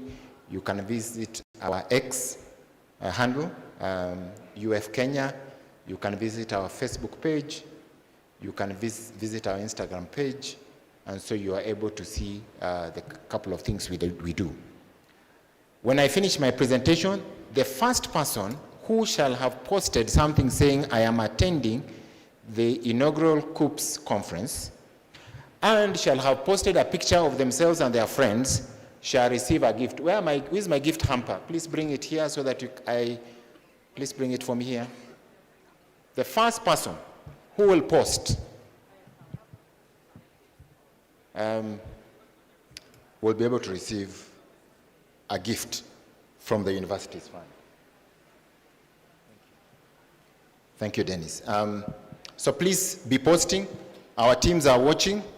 And MC, what was the hashtag? What was the hashtag? We have several. Tuko KICC is one of it. First of all, let me start with that. It's easier that way. Tuko KICC. Yeah, let's see that one first. Tuko KICC will be looking at the hashtag to see how many of you have posted. The first person to post and who shall have gotten a few likes more, we shall be able to give them the first gift. This is when technology does what it should not do. Don't worry, I think they're fixing it. Let's have the slides back, please. One step back, then press.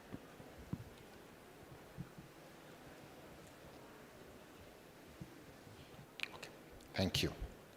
Right, from placement to productivity. So upon completion of your KCSE, students who score C+ and above are eligible for placement. And that's where KUCCPS comes in. And once KUCCPS has placed you, then you move to our space. We have university scholarships. And in this space, you have 2 of your critical partners. There's the university's fund, ourselves, that gives you the scholarships. And there's my senior colleague, Mr. Monari, who's just presented about HELB, that will give you the loan. So remember, for those students that have finished your 4th form, remember you have your scholarship, which you need to apply for, and there's a loan, which you need to apply for. And upon graduation, of course, remember that the scholarships enables you to reduce your household costs, and therefore it enables you to study and graduate and get into the employment market. Scholarships provide equity. The number of university qualifiers has been continuously increasing. I think the numbers have been just presented a short while ago. I shall not go to each one of them. If you look like from the last year, the previous year, 2024, 246,000 students who are eligible, to now 2025, where we have 270,000 students that are eligible, the numbers have been increasing. For you to enjoy the equity access to funding, then scholarships is your space that you must be able to apply. Under the student-centered funding model, and please pay attention, it delinks placement from funding. So when you're placed, you will get funding, but your funding is dependent on your need. So those with the highest needs, then of course will be able to attract a high level of funding. Remember that if you are not supported from those who have the highest need, from vulnerable families, then you will have a challenge of completing your university education. So you need to make sure that you follow the instructions on applying for scholarships. And the university's fund is here to close that gap. Why does financing determine careers? No fees, no graduation, no employment. Without financing, academic potential is doomed. Remember, financing is critical. And therefore, scholarships, which are equity players, provides you an investment that you should take, be able to take. Remember that you have an opportunity to access all our scholarships, and our scholarships are only limited to university education. And they are eligible for students who have scored C+ and above and have been placed by KUCCPS. So who are we? Universities Fund is a state agency created under Section 53 of the Universities Act, and our role is to actually provide equitable access to university education. We do many things, including advisory to the Cabinet Secretary, fair and transparent allocation of funds to universities, apportion funds, establish a maximum differentiated unit cost, but more important, we also mobilize resources to support your scholarship education. That is our vision and mission. I shall not go through them in the interest of time, but we want to be a valued fund for higher education. So how do we fund students? The students are currently accessing our funds through two mechanisms. There is under the differentiated unit cost, which now we have the last cohort, so the new applicants will not be able to access the differentiated unit cost. They move straight to the student-centered funding model. So the older students used to have the differentiated unit cost, which is an agreed standard figure in terms of the program cost and what was disbursed to students. But now, under the student-centered funding model, it's based on the specifics of the need. So let me talk about the student-centered funding model, because many of you will be applying. This came into place in 2023 to ease the financial strain. It's more student-focused, so we will be able to follow you as a student from the beginning when you join for your 4-year program, or the 5-year program, or the 6-year programs. There is no block funding. You get your scholarships, you get your HELB loan, and then, of course, you have your household contribution. Remember, if you fail to apply for your scholarship, your household contribution goes high, and you need to make sure that you actually apply. And the funding is based on the need. And remember, you have been told you need to visit the website www.hef.co.ke.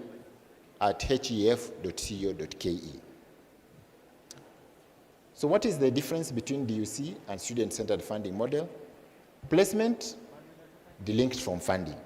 Previously, placement was equal to funding. Previously, there was uniform grant. Now, funding is based to the need. As you'd been told earlier, that in your applications, make sure you follow the instructions. Don't go to the cyber cafe and provide all your details and not follow through. And then, under DUC, the DUC catered for tuition, but here we are looking at actual cost. And then there is the varied GOK funding under student-centered funding model, because we realize that we don't have sufficient funds to support all our education, and therefore, those who are the most needy must get full access.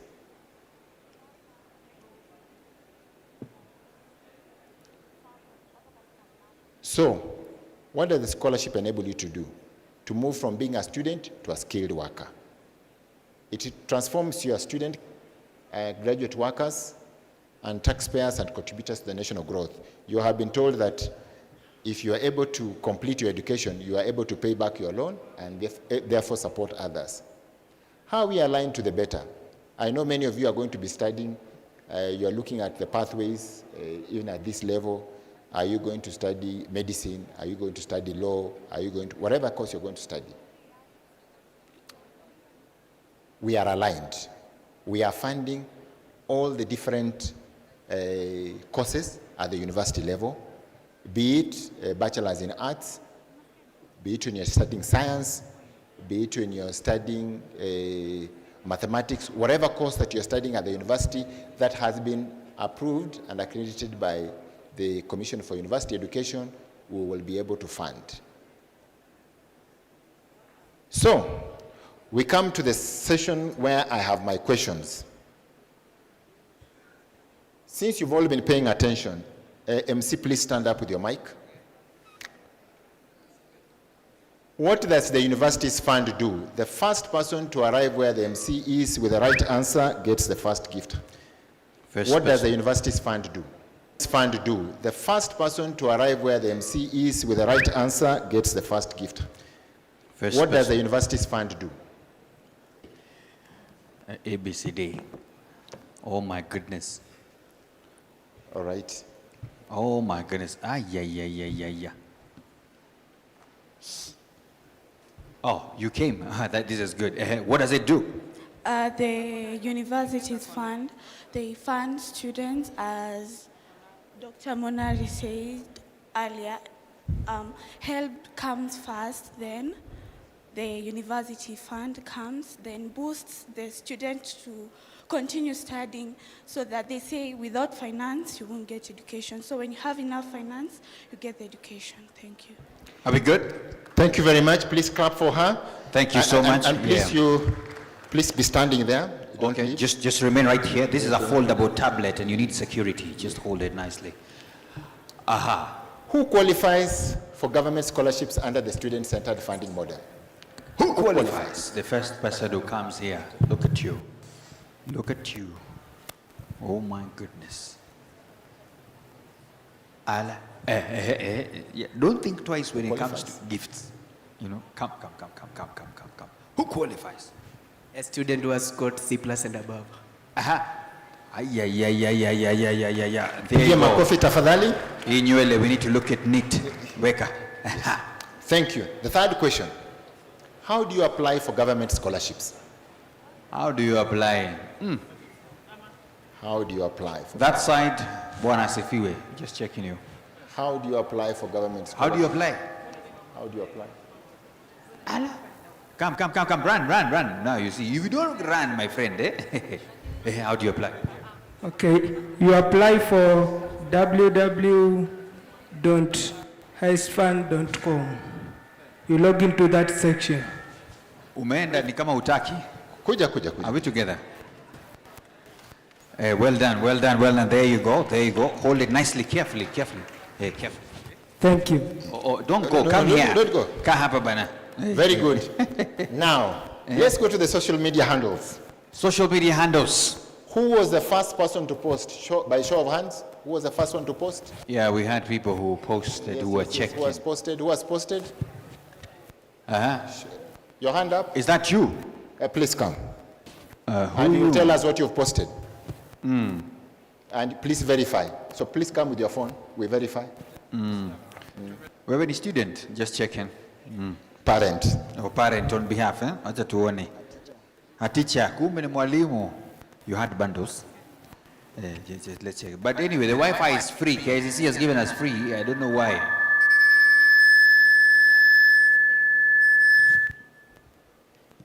Who else? Who was the second one to post?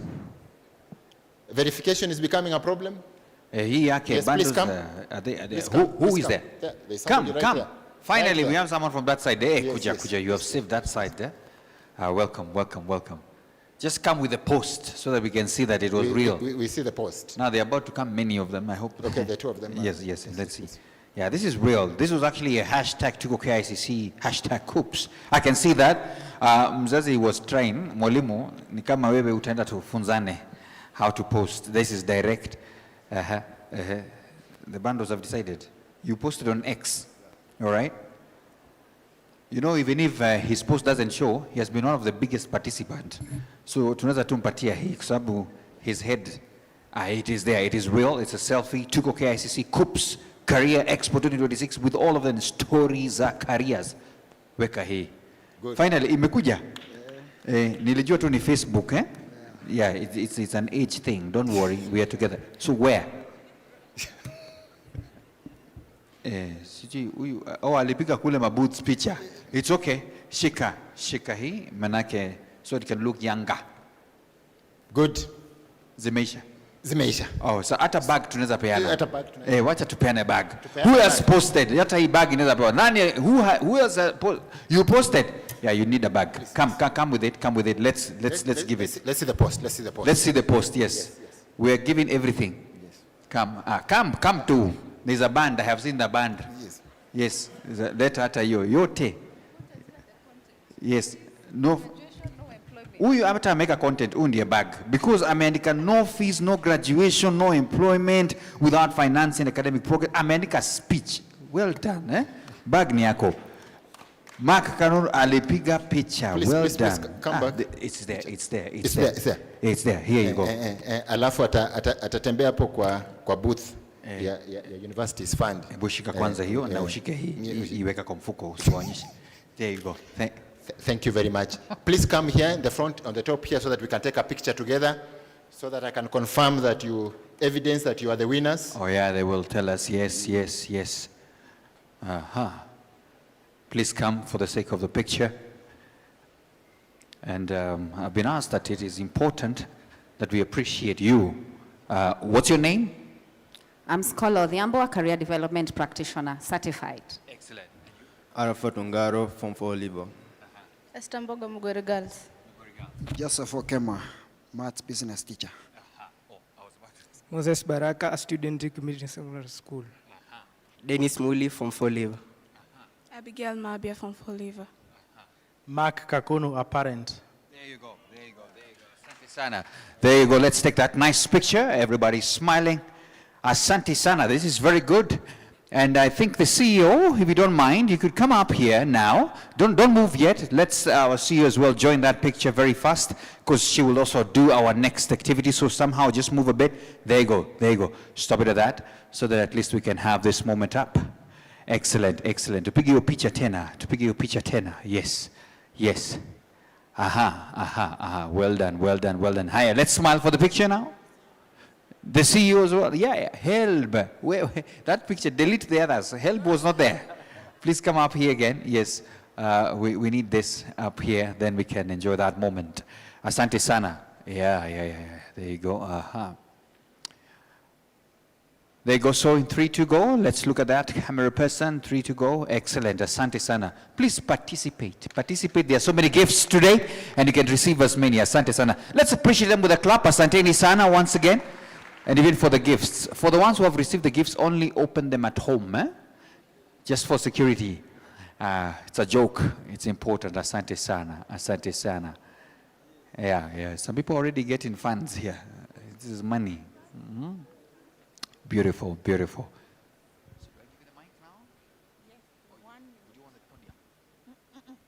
I just want to mention KMTC is here and the application, and we are closing today. Okay, I think we are doing very, very well. Now I have a surprise. Yesterday when we started, we did not have as many exhibitors.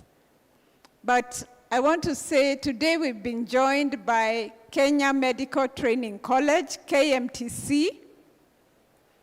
You know that KUCCPS, for the last 3 years, we've been placing students to KMTC. We are working very closely, and the deadline for applying KMTC is today. So for those who are interested in KMTC, they have just set out a booth, and I want to just ask the CEO KMTC, asalimiane tu, as the MC prepares for the next session. Dr. Kelly, tafadhali. Karibia tu usalimiane.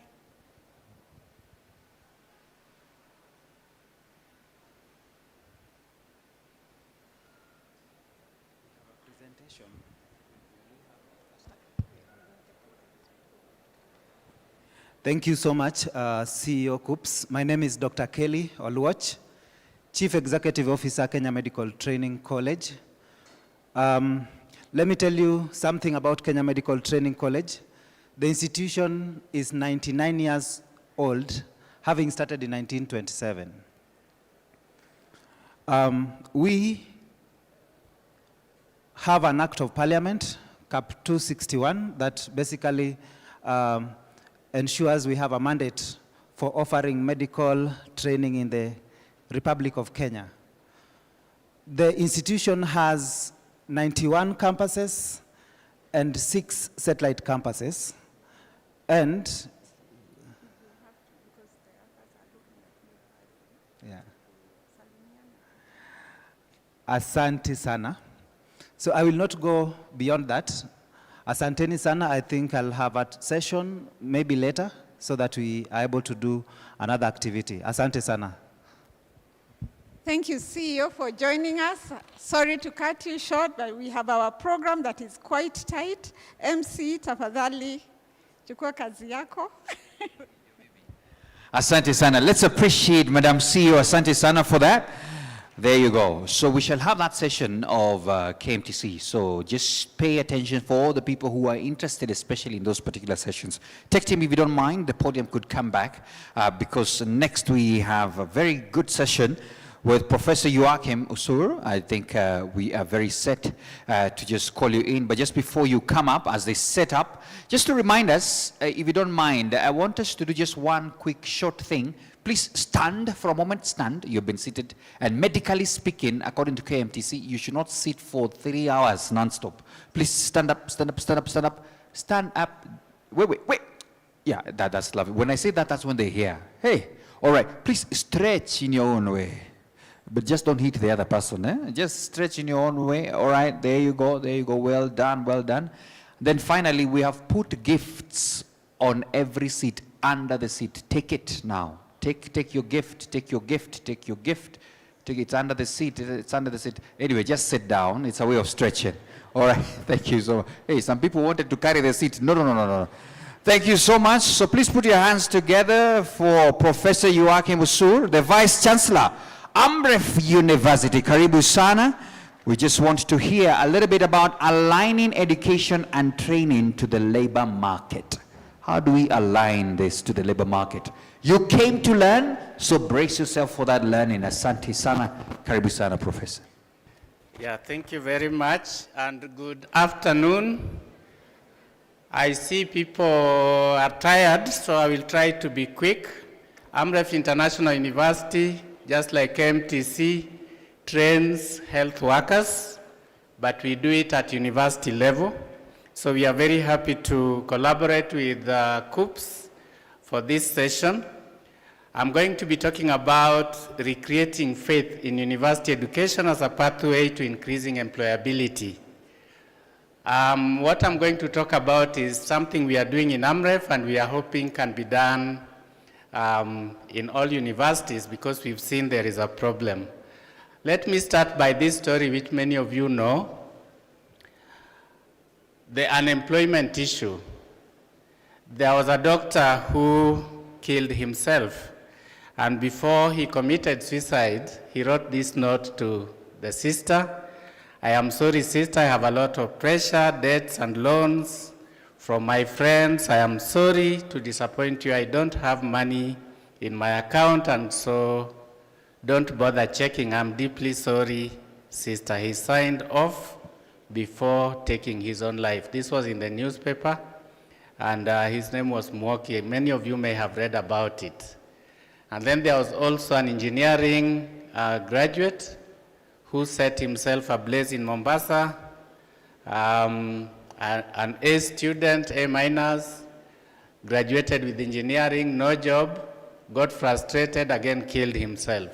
So we are seeing a lot of frustration after graduation, and this is important as we talk about careers and going to university.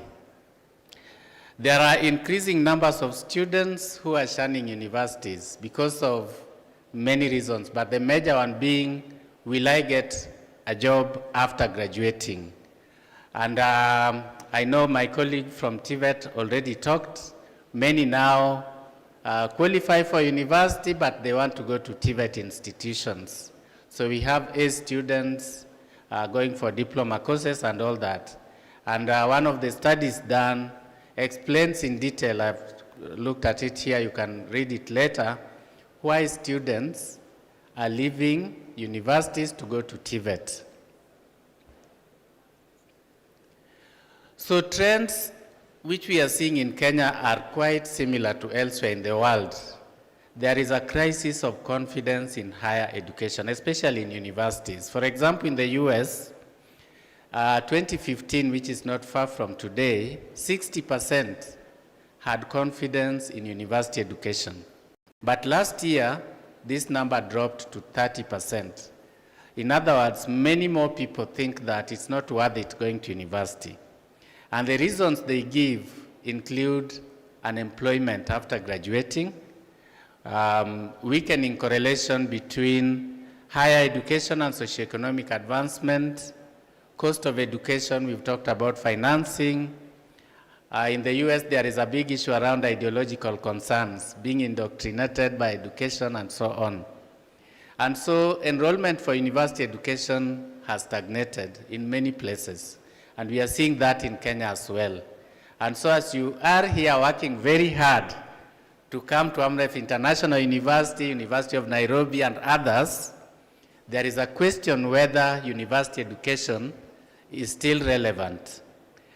How did we actually get here? I think, in my own assessment, the traditional approaches to training, where I'm a doctor, for example, I didn't introduce myself, I'm a doctor, a medical doctor, but also PhD. I also write for The Nation, so some of you read The Nation, so you've read my articles on sexual health. So what training traditionally has been doing is to try and reproduce the same person, so that when I'm training you to be a doctor, I tend to reproduce myself. That is traditional model of training, and it is called social learning, so that you basically become me. That is what traditional training has been doing. Now, when you are in a rapidly changing world, and you're trying to reproduce yourself, it means that I am as good as the doctor who was trained 20, 30, 40 years ago. And yet, the change that is happening is such that what I trained in is no longer relevant. So we have to look at how we are training. I know that in education, and this you will realize as you become students in the university and you become academicians, it is very difficult to oppose your professors. This person I'm showing here tried opposing his professors in something which we now know today works. He just said, if you don't want to transmit infection, wash your hands. And his professor said, you are mad. And he was punished for it. Actually, he died a very wretched man because of that. So as you go to university, you realize what I'm saying, that the lecturer knows you know nothing. And that model of training is creating problems.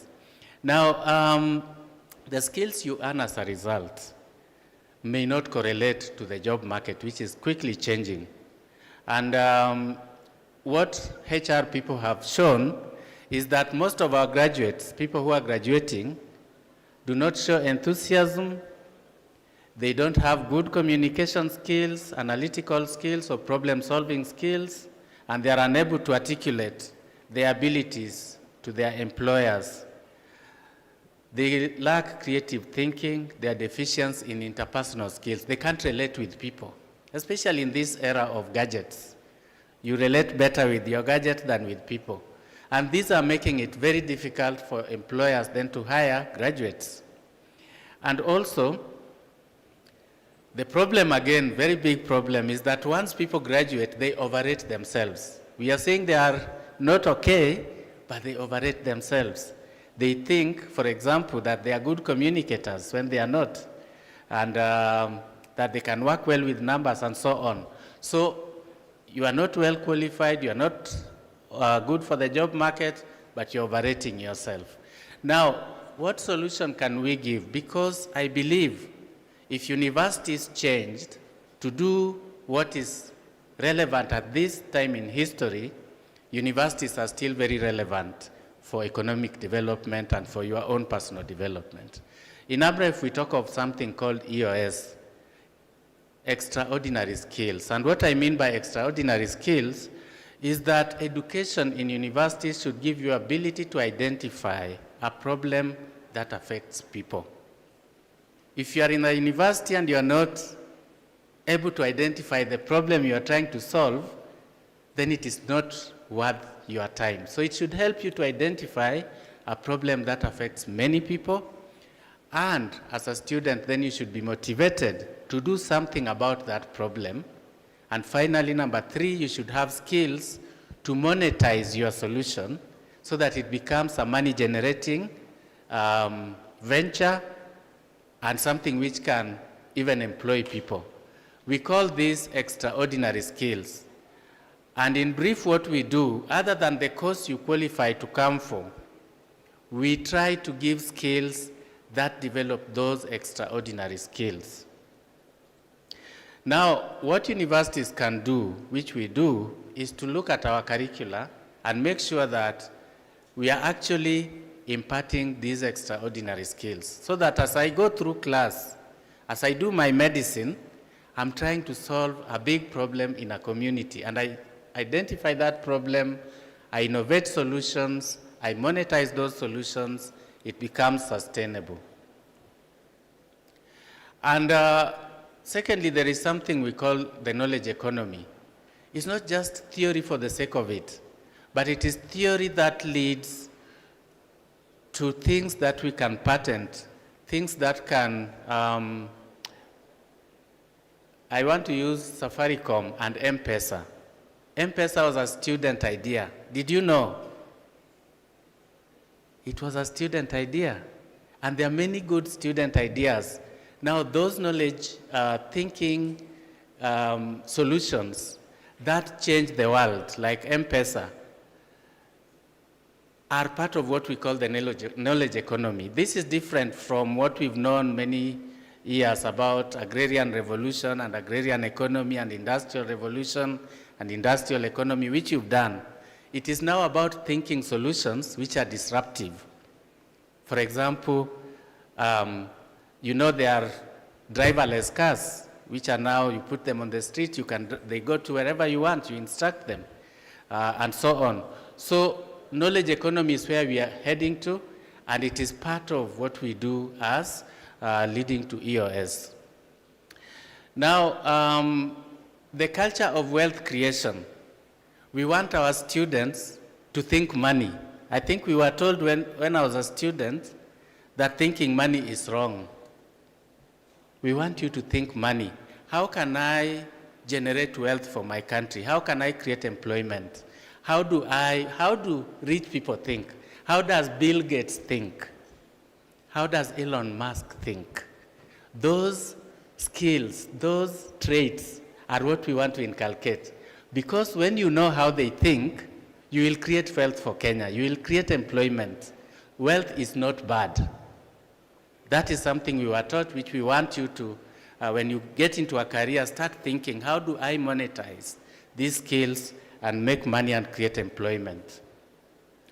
And as I come towards the end, there is a difference between knowledge and intelligence. Knowledge is what you can read even in the internet. You don't need me to come here and teach you. You can read it. It's all over the place these days. But intelligence is different. It is ability to critically analyze things, look for solutions, make choices. Those have not been in universities. And so we are thinking we need more intelligence than knowledge. You know, universities have been called towers of knowledge. In our university, we are saying knowledge can easily be accessed. We are in the era where it is so easy. We need to build intelligence, and there are many ways of building intelligence.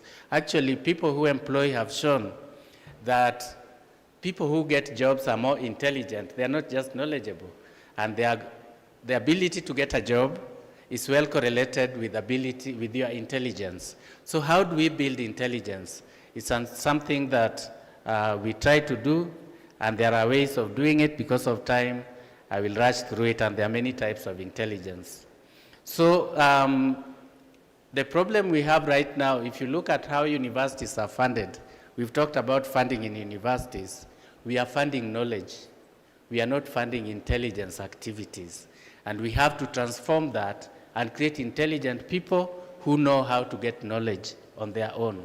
And with that, they can easily then be able to solve the many problems we have.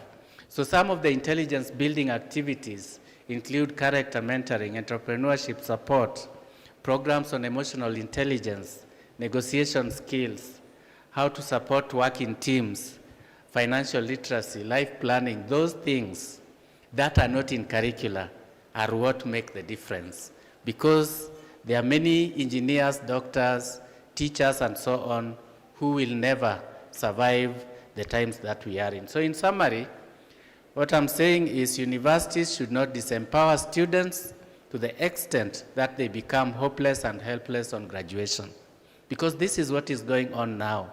Why do they kill themselves? Hopeless, helpless. They have not been given the tools to navigate a difficult world. And when they come out into the marketplace, they are lost. And that is a disservice that universities are giving to students. Overhaul our curricula. It is necessary to do that so that we stop this social learning, reproducing myself in the times that I'm no longer relevant, and apply these, what I'm calling EOS, extraordinary skills, thinking to produce graduates for all seasons. We want you to come out of a university, and if you trained as a nurse or a doctor, and you are put in a world where there are no nurses and doctors, you should be able to survive, navigate, find solutions. You should be what we call street smart. Yeah? You should not kill yourself. And funding of education should include development of these skills. We should go beyond what we are doing now. I believe if we do that, we will be able to create a better country. You as professionals who are in the making will come better, more prepared to face the challenges of the future. Thank you very much. Thank you so much. Let's appreciate Professor one more time, Asante Sana, for that. And I hope you're taking these pictures of those summaries. They're very important. Thank you, Professor Joachim, for that session. Ladies and gentlemen, I know, but it is morning. That's why maths, what else used to be taught in the morning? Those things, Why was maths never taught, by the way, in the afternoon? That's the reason why all the most relevant, important things are being done now. Still morning hours, right? Excellent. So don't get tired, because this is important. Are you sharing any of the questions? Because we have people live answering them as we check on that particular one. Bridging training and practice of journalism in Kenya. There has been a lot of people, in fact, I've met a few people saying, I think this is a career I want to pursue.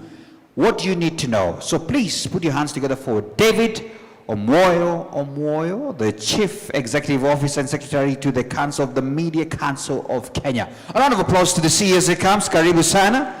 Karibu sana. Bwana David, these people as well want to be your members, you know. Over to you, sir. Thank you very much. The CEOs here and the vijana Gen Z viongozi wa kesho, mjambo. I'll be very brief, and I definitely will have no PowerPoint. I want you to reflect a bit about what keeps people awake at night. Fresh university graduates who scored distinctions and A's in Form 4 have no jobs. And you have applied mpaka wamechoka.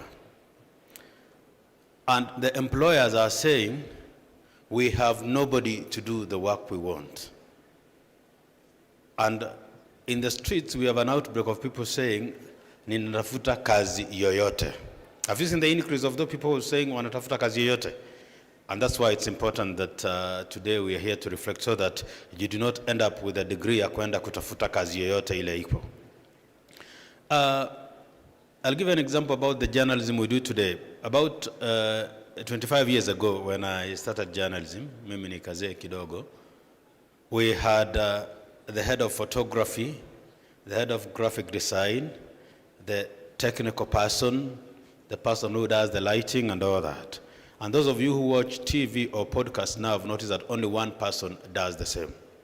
What that means is that we have an ever-increasing gap between the newsroom and the classroom.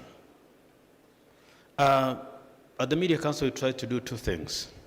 Make sure before you join the newsroom now, you must be an all-rounded, skilled person.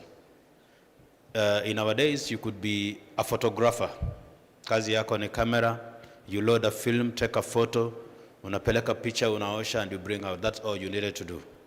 There was a person whose kazi alikuwa anaitwa, those who listen to KBC alikuwa anaitwa fundi wa mitambo. The one who sat beside the studio to play the kinanda and all that. Now, with the emergence of technology, the computer and all that, the person hosting either a radio program or TV program is all alone. They select the music. They will go on tweeting or on social media while they do it.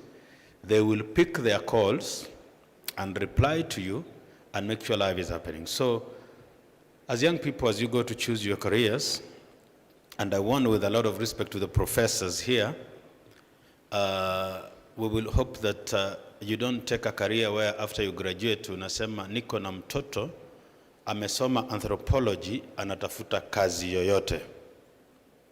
Ama mtoto wangu alifanya regional, transnational peace and conflict studies. Ile kazi yoyote iko atafanya, isn't it? That child has more troubles than mtoto amefanya plumbing, wa kuweka tiles per square foot, isn't it? So the person who scored an A and did sociology, anakuja Nairobi, anaishi Kangemi where I stayed for a while, that person is being housed by the person who did plumbing, anakula kwake na anakaa kwake, isn't it?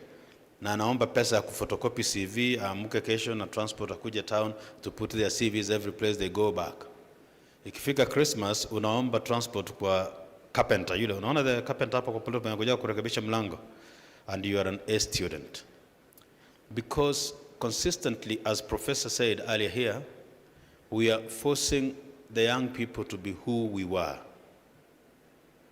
instead of letting the young people move into the world and see what happens, isn't it? We saw, and I show speed. After mimi nilishtuka, I knew about that person 3 days after ameenda. It's a sign that we are not, isn't it? And for being a streamer and a content creator and getting followers, they were able to achieve a lot, isn't it? We have seen doctors who are able to talk to people. So, in summary, what we do at the Media Council, apart from making sure that you have the basic requirement, a journalist nowadays is just any good storyteller. So, hata kama wewe ni daktari, you have seen doctors who go and launch a podcast on medicine and nutrition, and they tell you how to be good at home and all that. You have seen environmentalists. In our days, we had the weather report by Ngwata Francis, mwenye alikuwa anatoka meteorological department. Now you have an environmentalist with just a podcast about how to be safe, isn't it, around the environment. Nutritionist, how to do the farming and all that. So now journalism is looking for a good storyteller, a person able to employ the tools available at your hands to tell any story, and any story must be interesting to people. If it's a story about farming and nutrition, if it's a story about the environment or conserving Nairobi River, if it's a story about schools and education, any good storyteller, you must have the set of skills to do that. That's why the Media Council, after you've gone and done your diploma or degree, we have an MOU with 67 media houses. We take students from colleges or universities and attach them to the newsroom before they graduate, because it's a requirement for graduation. So you work with the journalist, practically. You go out to the field, you do the editing, you see how they do that, so that by the time you come to graduate, you are industry ready. Reason being that with AI now, AI is artificial intelligence, the rise of the mobile phone now, unaweza fanya nini leo? That's why in the medical profession, they have people who they put on locum. Those are nurses on standby, isn't it?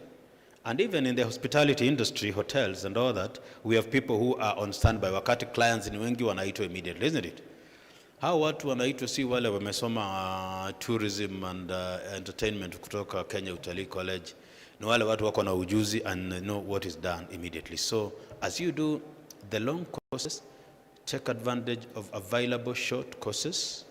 And I urge those in academia to facilitate many closer engagements. If someone wants to be a journalist, organize a lot of 2 to 3 week interactions, visits and all that, so that they know this. So that, like when we were in school, in 4K club, we planted trees, we reared rabbits a bit, we knew how to wash and iron, and we did a bit of cooking from time to time, isn't it?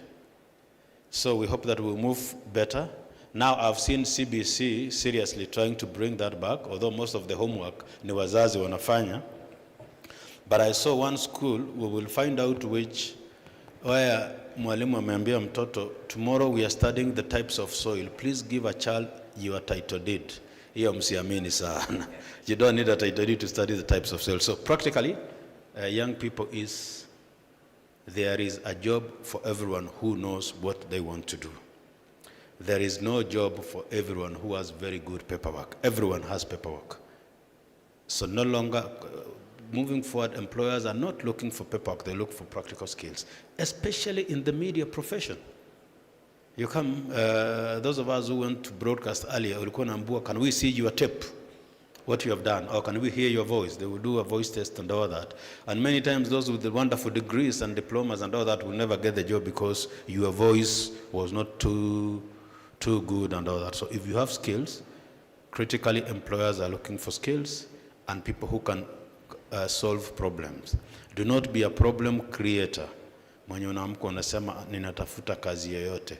Mwenye anatoka asubuhi akitafuta kazi yoyote na mwenye anaenda kufix tiles ama anajua kazi ya kuweka dirisha kwa nyumba, mwenye anajua kazi ya kuweka dirisha kwa nyumba na kurepair stool ndiye atanunulia mwenye ako na A na anatafuta kazi yoyote lunch kila siku. Thanks very much, and because it's lunchtime, MC, do you want to ask the guys to break for lunch now? No. We had agreed. Thank you very much. Now, when you start mentioning lunch and you are the CEO, you might end up buying. But the money persons, I have a quick question. HELB. There's one here from one person who's asking, is HELB available for students in private universities? If you don't mind, you could stand so they can know it was you. Thank you for that question. As I presented, we are supporting 43 public universities and 38 private universities. So provided the private universities is recognized in Kenya by the Commission for University Education, you will get support for your education. Thank you. There's one, does the scholarships as well, or the money, depend on a student's performance, if I have an A or a C? On scholarships, it doesn't depend on your performance. It depends on your need, your family background. Do you have enough resources to pay? So it doesn't depend on your performance. Your performance is determined elsewhere and you have been placed in a university. Thank you. Thank you so much. When you ask, I ask on their behalf. Ladies and gentlemen, we are about to close now, and I can assure you in the next 20 minutes we are out of here. Not out of really here, we will be interacting with the booths and everything else. So please put your hands together for Dr. Wangari, the Registrar Academics from the University of Karatina. A round of applause to her, Dr. Wangari. Wherever she is, please come up very first, come up very fast, come up very first. Dr. Wangari, if you don't mind, please come up so that at least we can close on this. Is she here? Just checking, going once, going twice. All right. Okay, just confirming something here, and then once we are done, we should be allowing you in.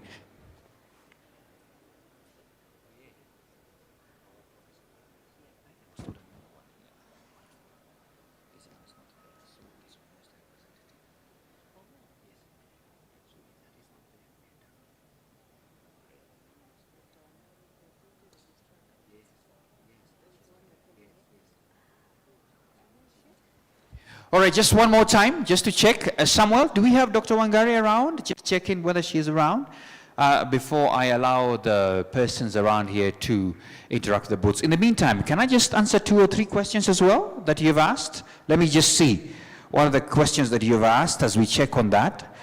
Now I don't know how my guests. Professor, maybe you could help me with this one. From your experience, which courses would you recommend one undertakes in terms of trend of job market? For example, A to C+. What courses is favorable? And so on. I don't know how you would answer that, but please, I mean, you spoke a little bit on it. If you don't mind, come join me here. How would you answer that question, you know? And these questions, actually, you're the ones asking. I'm just showing them up. Go ahead.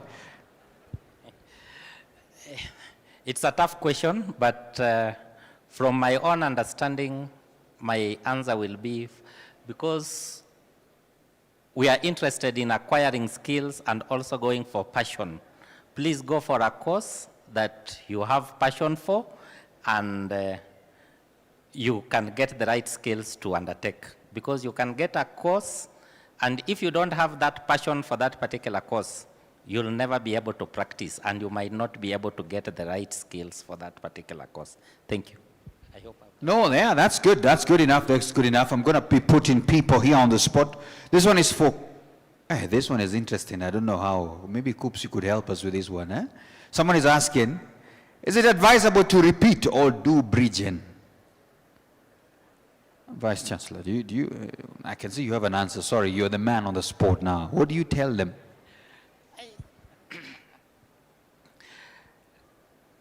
Currently, I doubt if we have bridging courses.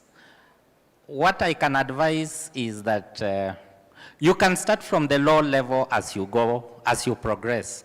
Because there are some professional courses, even if you do bridging, you might not be accepted to register for those professional bodies after you have done that particular course. So if you are not able to get the right course, maybe you can repeat.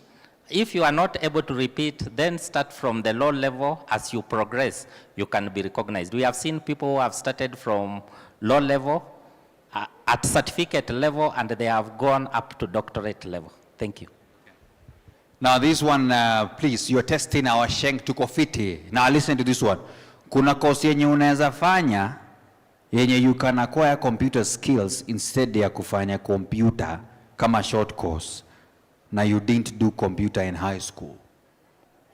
We? Sasa, wewe tutakusaidia aje? Anyway, it's a joke. But that's a good question. And I think I could attempt to that. And Professor, maybe you could help me with that in case I miss it out. So the question is about, is there a course one can do so that you can acquire computer skills instead of doing computer short courses and you didn't do computer in high school? If you didn't do computer in high school, my first suggestion to you is jump in straight first in this holiday. Because as we speak right now, anything without computers right now, where will you go? You get it? And yesterday, I gave even an example. There is an institution called PLP, P for potato, all right? Powerland Project. Their goal is to create 1 million software developers in Africa. And it is free for you to learn how to code and everything else. Why wouldn't you go and try first? And it is free for you to learn all these computer things. Why not? Powerland Project. So go try that. All right? I think there is nothing wrong with learning. We did that underscoring. Anything learning, go try it. I will repeat again. Powerland Project. Go check them out. They're amazing. I have taught there. And guess what? They teach students from Nigeria to South Africa to Tanzania, and they're based here in Kenya. Why can't Kenyans as well take up that challenge? So please go check it out and see what you can do. So boss wangu wewe, wenye unauliza hii kitu na Shenge, ebu enda pale learn those computer skills na ubaya. All right? Just one more question here.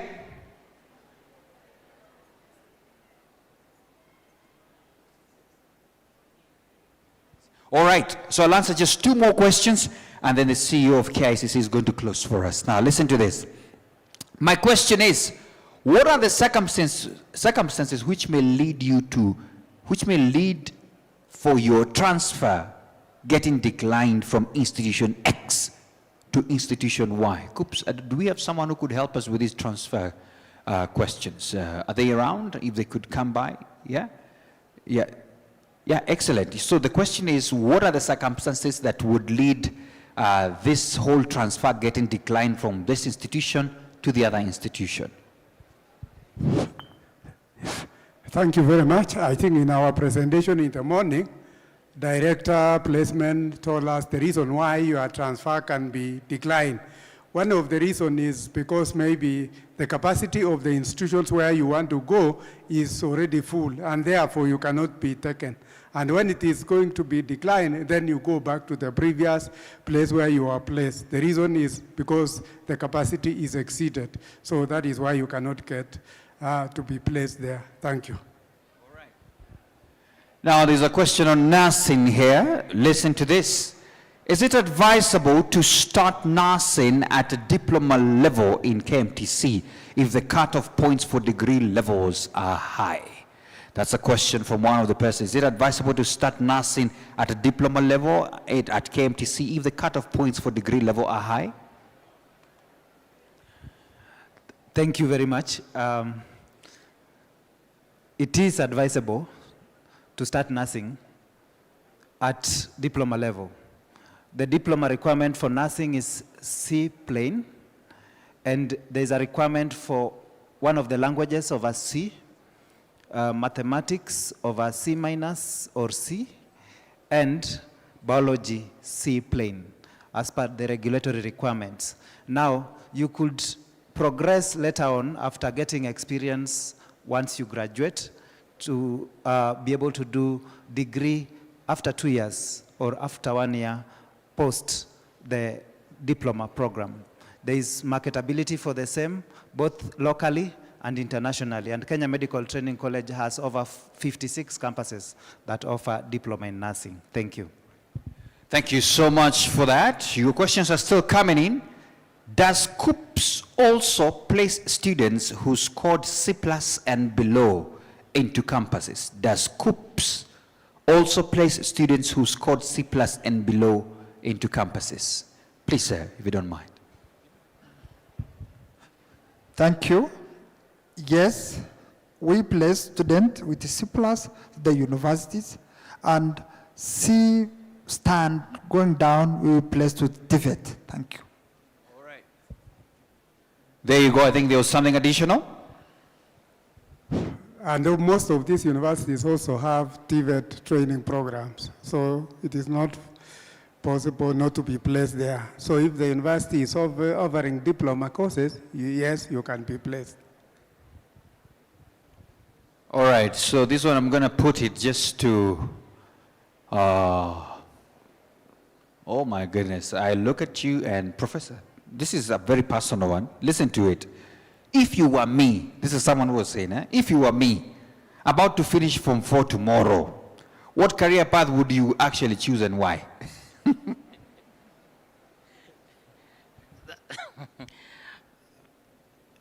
Maybe I'll say, that's why I'm not you to answer that question. But I tend to think one thing will be, first of all, I'll look at my passion. I'll look at my academic capability and where I want to be. And maybe currently, as things are, employability. So that's what will inform what kind of a career or what kind of a course I might wish to undertake. Thank you. All right. Sir, you know, you have served us big time. But these people are asking a very important question. If it was you, in fact, I like that question. If you were me, about to finish Form 4 in your days, maybe, I don't know, and now, looking at now, right? What career path would you actually choose and why? Well, first of all, you assess yourself. What are you good at? What are you good at? Because you can always do good in what you are good at. Because if you think about a career, just career, you must link it with your performance, with the subjects which you do best. Because you are likely, first of all, to get that course when you go for your own choices. But if you are just thinking about you want to be a lawyer, and you have not qualified, or you don't have the cluster subjects which require you to be a lawyer, or your performance in the subjects are not as high, then you have a problem because you may not be able to get it. So you only go for what you think, what is good, what you are very good at. Because it doesn't matter whichever subject you are, even if it is history, whichever subject which you are very good at, you can still make a career out of that. And you can compete effectively if you are in the subject which you are better in. Number two, when you get to do the choice, when you go to the platform, when you are doing your placement, you must also look at the capacities or to chances which are available. Because if you look at, for example, you want to do medicine, because the majority of you want to do medicine when they have got A's and the rest, you must also be aware that, you know, there are fewer chances or there are fewer capacities in universities. And the system picks the best. So if you want to become a doctor, then you must be very good. You must be very, very good so that you can be picked. Because there are many people who could be doctors, and you want to go to the University of Nairobi, you are also qualified to be a doctor, but because of the number of people who have applied to be doctors in the University of Nairobi, and they have done better than you, you'll not be able to get it there. So you see, so you must also be sensitive about what you are choosing, because you may say, and the parents are here, some of them say, oh, why my child has not been invited to go to do medicine in Nairobi University and he has A's. But when you look at those A's, you know, of course, they have got their own grades according to the points which you got for every subject. So if you're not the best A, those ones who get the best A's and they want to do medicine are the ones who go. But the rest now, they have A's, yes, but they are not able to get A's. So there are many things for you to check to ensure that you get what you get. Then also you have to diversify. Don't think about only one course all the time. Diversify, because there could be chances even with an A in other courses where actually you can get it very well. So you have to diversify. Don't only be confined to only one area. Medicine, Nairobi University, and nothing else. No. You must be able to diversify. Think about even other courses which you can do with your own points and which are found in other universities. Thank you. All right, thank you so much, sir. Thank you so much. There's something here for KUCCPS. Someone is not very happy and they're saying there's a feeling. There's a feeling and I want to see it. It's like education is a little bit for the people with the money and not for the ones with the good grades, because they're saying that KUCCPS, sometimes I went to class with all the requirements, but some other people joined me who had very lower grades. I think it was a medicine course, and then a C+ person joined in parallel. I don't know what you have to say on that. So how do you tell them? What do you tell them? Because they are feeling it's about a money affair. These guys have tough questions. That's a very good question. As we place students, as we were taken through this morning, there is what we call the capacity and the cluster points. So for you to qualify to be placed there for government scholarships, we are using the cluster points. So we are placed, and the most important thing is what you have already applied. If you meet the minimum requirement as we were taken in the morning, you will be placed in the programs you have applied. But when it comes to parallel, that one is done by the university. It is called Module 2. If you don't want to go through our system, you can still go direct to university and you will be taken under Module 2. And that one is open so long as you meet the minimum qualification of C+ for any programs. But for medicines, there is a minimum requirement of P in those subjects and the P overall grade. But for other courses, it's a C+, and you can go to university and you get admission directly. Thank you very much.